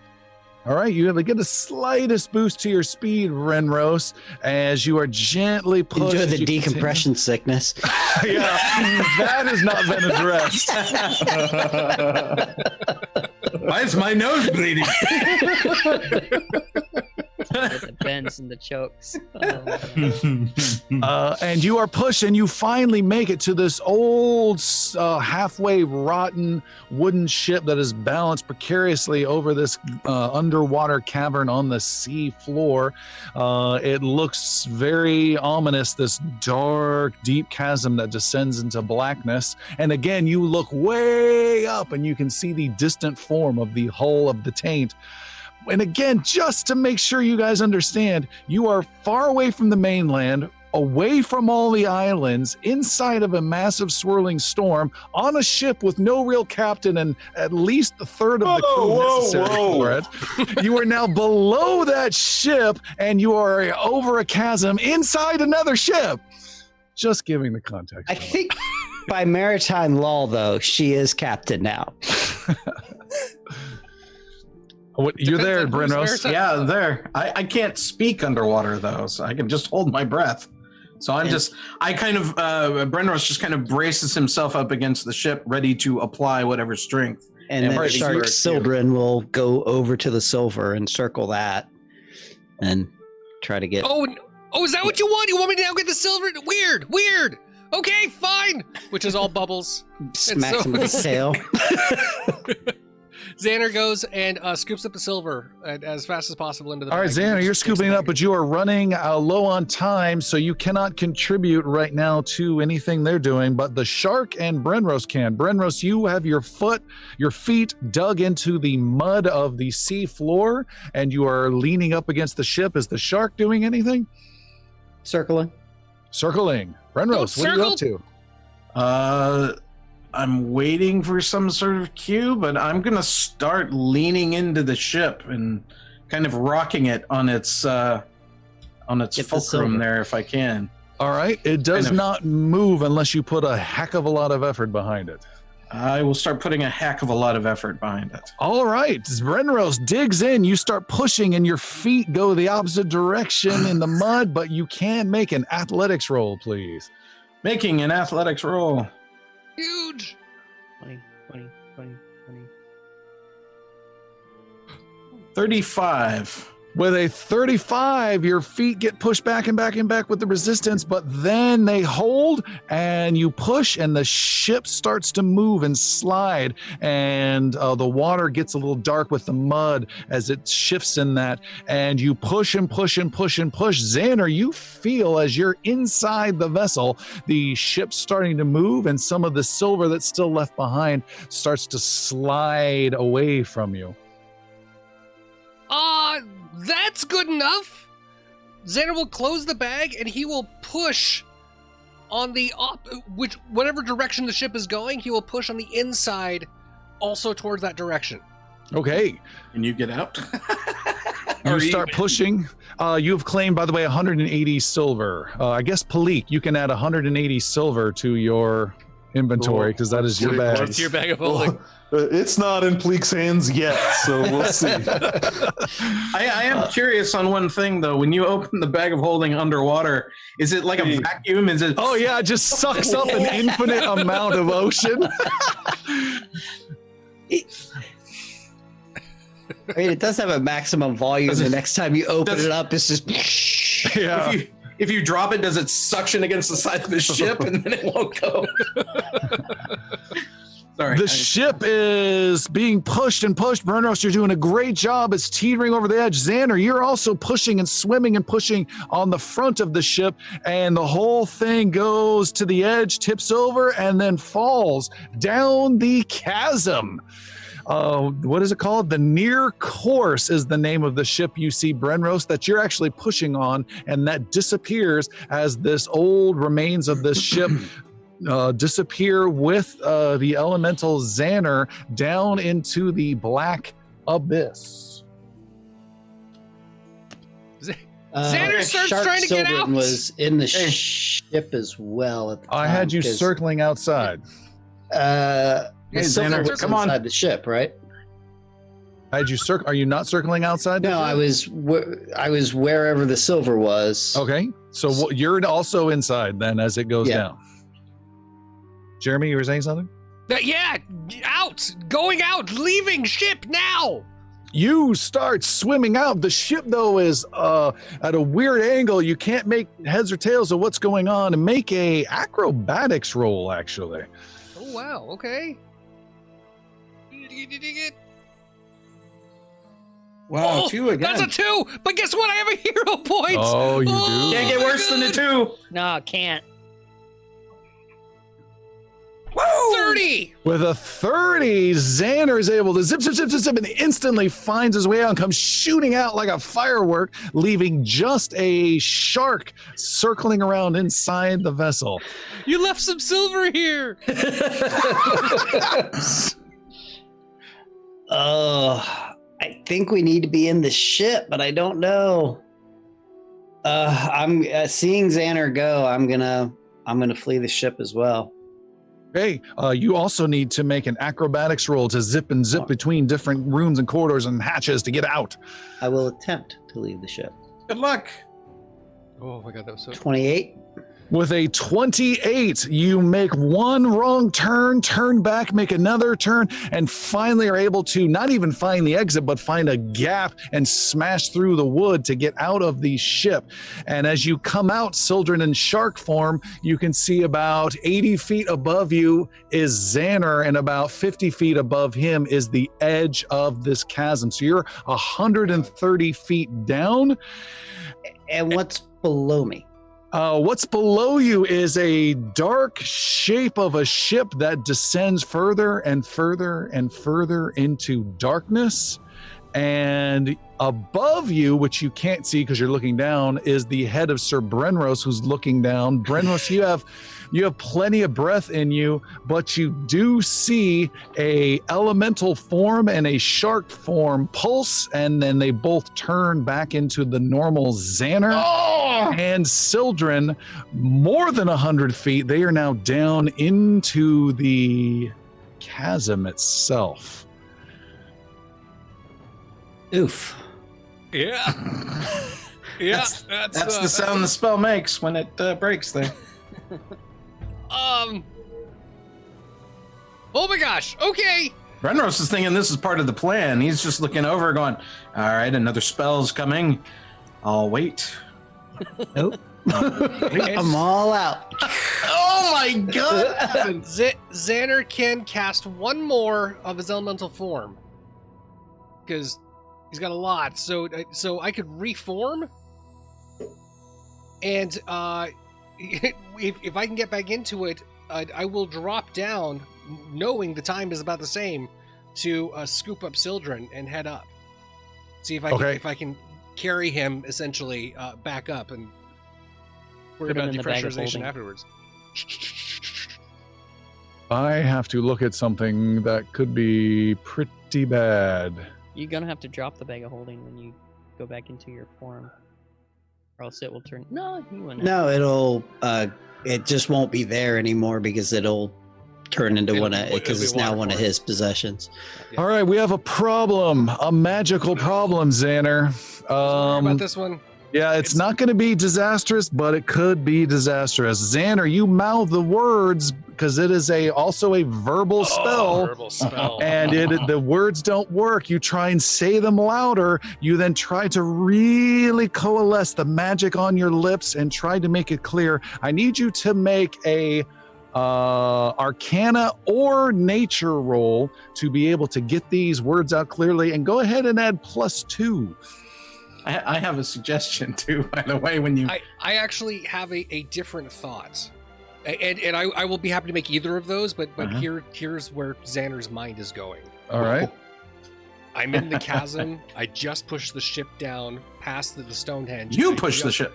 Hang on a second. I pushed a part of the ship. The silver thing obviously worked, okay? So. I just read the altar of the Chaloran god, Tiambra. Okay. So in my thoughts, I'm completely turning back into Xander, have to get back into elemental form, trying to control the water. I want to say a prayer to Tiambra as a part of the elemental spell and demand that the elemental form come in and I become one with the ocean and water. For that, I'd be happy to roll, religion or occultism. One's higher, one's lower. If that doesn't make sense for one of the other rolls, or I'll just roll the ones you said. But that's what Xander wants to do. Is to in Chaloran pray Tiambra, give me what I have, and demand the power of the water come forth. I give you my hero point for that. Oh yeah, that's pretty awesome. Xander, you say that, look around, feel this strength, this prayer, this request, this demand. You look down, you see just desperate eyes about, what did I say, 50, 80 feet below you? Of Sildren, who is now holding his breath and desperately trying to swim.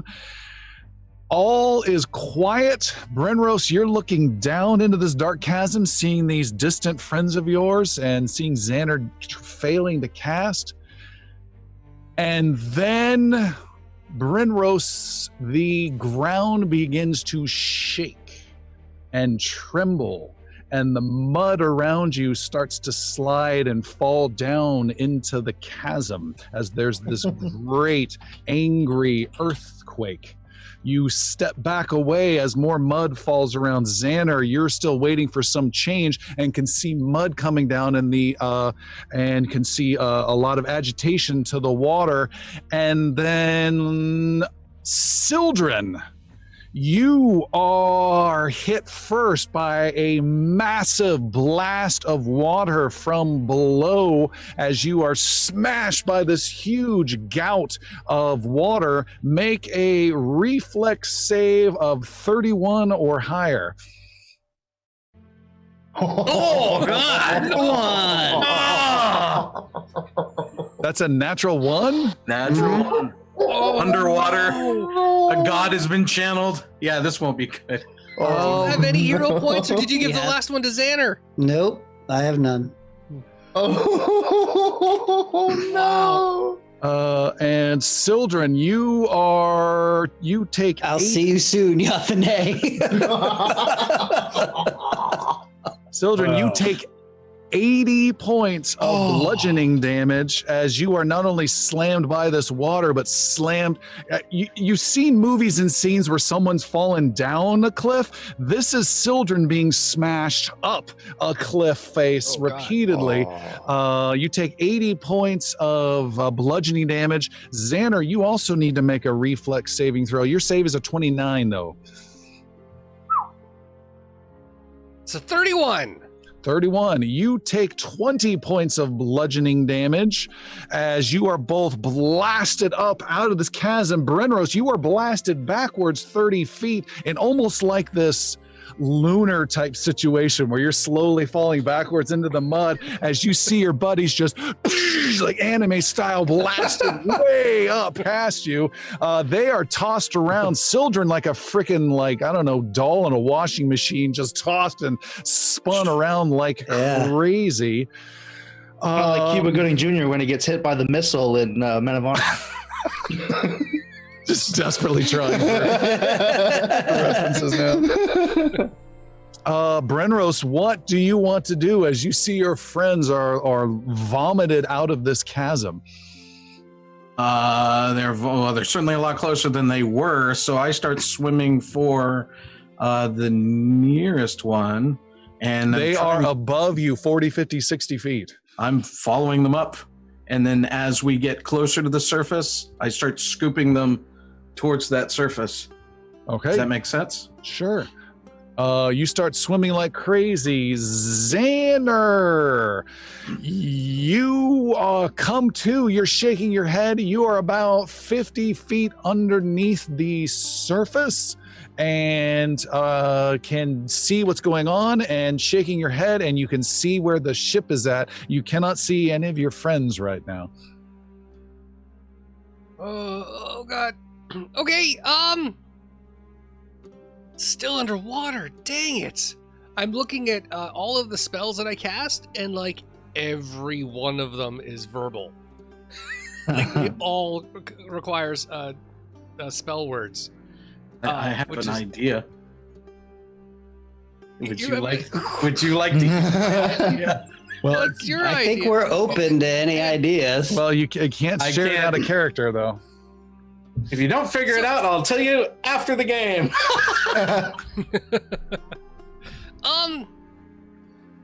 Yeah, as the same thoughts were still happening. I'm still there. I cannot find my friends around me. I'm going to start moving my way forward, and I'm going to repeat in Choloran the word Tiambra in my head as I pace my way up to the top. All right. Closer and closer to the boat. That is not going to be easy. You don't know if you're going to be able to reach it, but let's deal with Sildren. Sildren, you have been tossed around like crazy. You shake your head to clear it. You cannot see either of your friends. You are able to also see the light and the surface of the water once you right yourself and see which way is up. Do you have any plan of action? Swim? Swim like crazy, you say. Yeah. You swim. Make an athletics roll, please, of a 732 or higher. So I do, as previously mentioned, have that dragon turtle scale in my possession. Okay. I am an expert in athletics. It is a consumable magic transmutation talisman, is all it says. Yeah, it's a little turtle shell that hangs off of your armor. I will use it. You use it. You say the little, you mumble or touch or something and activate this thing, and it disappears. It doesn't give what it's like it doesn't say it requires anything. It just gets consumed. No, that's fine. And it disappears. And what was the effect? It gives you half your move speed as swim? Yes. Okay. My move what is your move is speed? normally 35. All right. With much greater speed, you start racing up. Make an athletics roll of 22 or higher. It's an easy roll. Easy roll. We say that. Athletics. Woo! 30. With a Plus 30. Plus 2, 32. Sildren, why plus 2?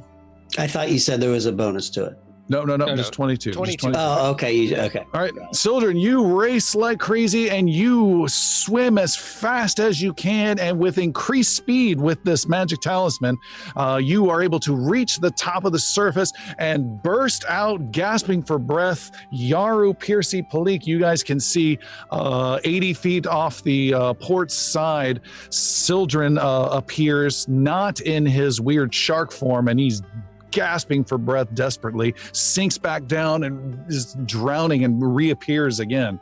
Probably pretty bloody from being bludgeoned for 80 points of damage and scraped up. It's all ego damage. It's just why? Man overboard! Let's get that guy up here!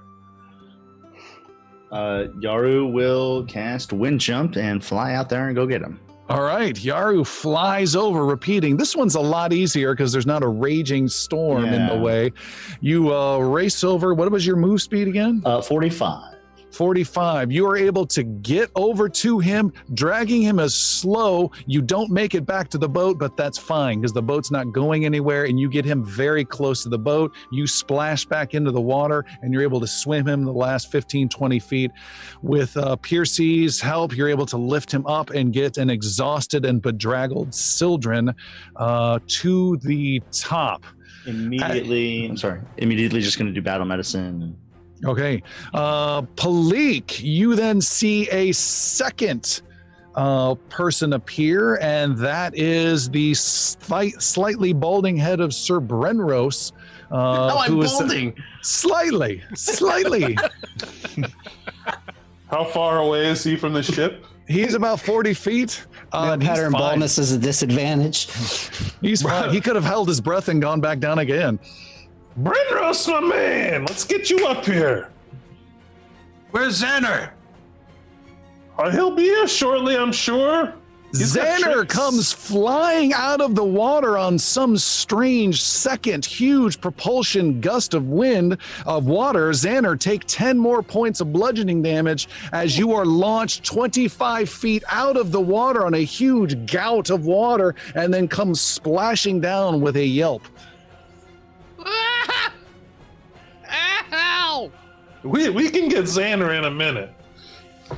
Brenros will swim to Xander. Kidding. And start to drag him to the ship. Let's get our crew back on the hard deck here. The ship's down. The ship's gone. It was a great earthquake, though. That wasn't an earthquake. Xander's Sorry. back up on top. Where's the treasure? It's in the bag. Here. We got like 180 or so. That's the coin, but like the ship was supposed to have treasure on it when you sank it. Captain Palik, we've got a problem, says your first mate, and he points off to kind of where Sildren had appeared, and you can see the water is roiling and getting very agitated. Sildren will heal himself, cast a level 4 heal Xander for goes to the 54. edge of the boat to look at the water. Get that! God damn it! Go ahead. You look and you can see the water is very agitated, as though there's some huge disturbance underneath. And the first mate looks at you, Palik, for what he should do. Get that goddamn anchor up! He starts winding it up and getting the Minotaur lady to help really with her strength and bring the anchor up.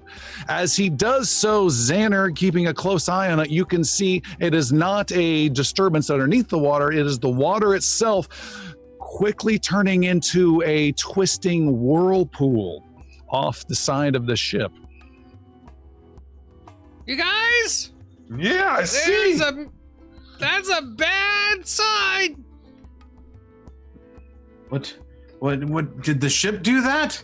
And while Brenros is talking with Xander, Xander is invigorated with a lay on hands at 30 points of returned health. Okay. As I'm seeing Xander as very badly beaten. As does Sildren. Well, yeah, Yaru's doing. You're doing battle medicine to Sildren. Or to Xander, rather, since Sildren healed himself. But You're it's good, not so in my fantasy grounds. So. That's okay. 2 to 8 plus 10, so 21. Yeah, go ahead and do it. Just do the heal. Yep, 21 to you again, Xander. Thank you very much. The anchor is brought up hastily and thrown haphazardly off the side, to hash off the side of the boat. That whirlpool is getting bigger and bigger and deeper, and the ship is slowly inching towards it. Get those sails up. Let's get as far away from that as we can. The crew starts to move. Make a diplomacy or intimidation roll. I don't know how you lead to get the crew moving. We'll go diplomacy. All right. Natural 20? With a natural 20! The crew snaps to life like they never have before, as though they have been working together for years.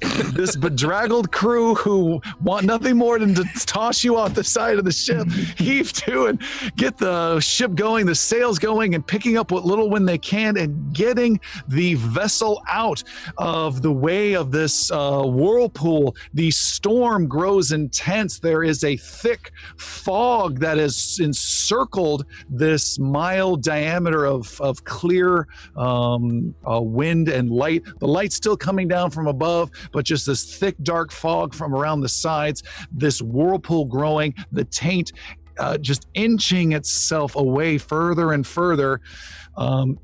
Piercy, you look off the aft of the ship at the whirlpool, and it is not just a whirlpool anymore. It is becoming a maelstrom, a 50, 60 foot wide, huge funnel going down, pulling all the water and circling down like some crazy, gigantic sink drain plug has been pulled as the taint pulls its way further and further away with amazing leadership and the crew racing like crazy to get it done. It's a Yad and Mayor. Hurry. Yeah, we're going. The taint Harry Marr continues to go faster and faster. There's lightning strikes that you can see through the fog that has encircled this clear space. The storm is certainly raging that you're heading towards the storm. You're still in the clear spot, though. The maelstrom is now 80 feet wide and very intense. The taint, though, is slowly making its way. You're about maybe halfway out away from this when you hear a loud, deepish horn sound emanate across the sea. What's that? Does the horn sound like it's coming from outside the storm, or Has Just Yaru everyone. heard this sound before? Yaru, yes. Palik, yes. Palik, you look ahead into the starboard side just a bit, and you can see from the fog pierces a bow of a black ship. And out from the fog comes a blackened, tattered sailed ship known as the Night Skull. The ship of Captain Jagged has arrived and is heading straight at the taint. Sildren looks around at the group, all the dead bodies, all the carnage, everybody wounded. It's a great time for this. Oh yeah. Henry starts putting on his armor. First mate! Starboard, let's go! We're to take this son of a bitch down. Xander heads to the head of the ship. Do we have a Races means? with some burning hands. Do we have a means for his demise here? And points to the maelstrom. Surely that would destroy Captain Jagged. Yeah, or this! And I pull my rapier. Okay. You need to make another roll to inspire the crew to go towards this vessel. That is Okay. intimidating for them. 30? 30 is not bad. The crew angles towards the Minotaur lady, looks up at you, Palik, giving you a, are you sure about this? Yeah. Look, I give her a wink. We're good. the taint starts The heading best crew in. on the waters. I'm badly wounded, tired, bedraggled, and like half have never even been on the ship for more than 3 days. Crew is heading right towards the Night Skull. Aboard the Night Skull is the skeletal Captain Jagged. And Captain Jagged, you look out across the ocean and can see this terrible, annoying vessel that you know has brought you here and that you must instantly destroy. And Captain Jagged, you get the last words of the adventure. What do you say? Let's get 'em, boys. This is what we're here for. And we will end our adventure there. Thank you so much for joining us. This was crazy. Can't wait to hear what we're going to say at the after show. And we will see you next week. Thank you all so much. Thank you, guys. Happy holidays. Happy holidays.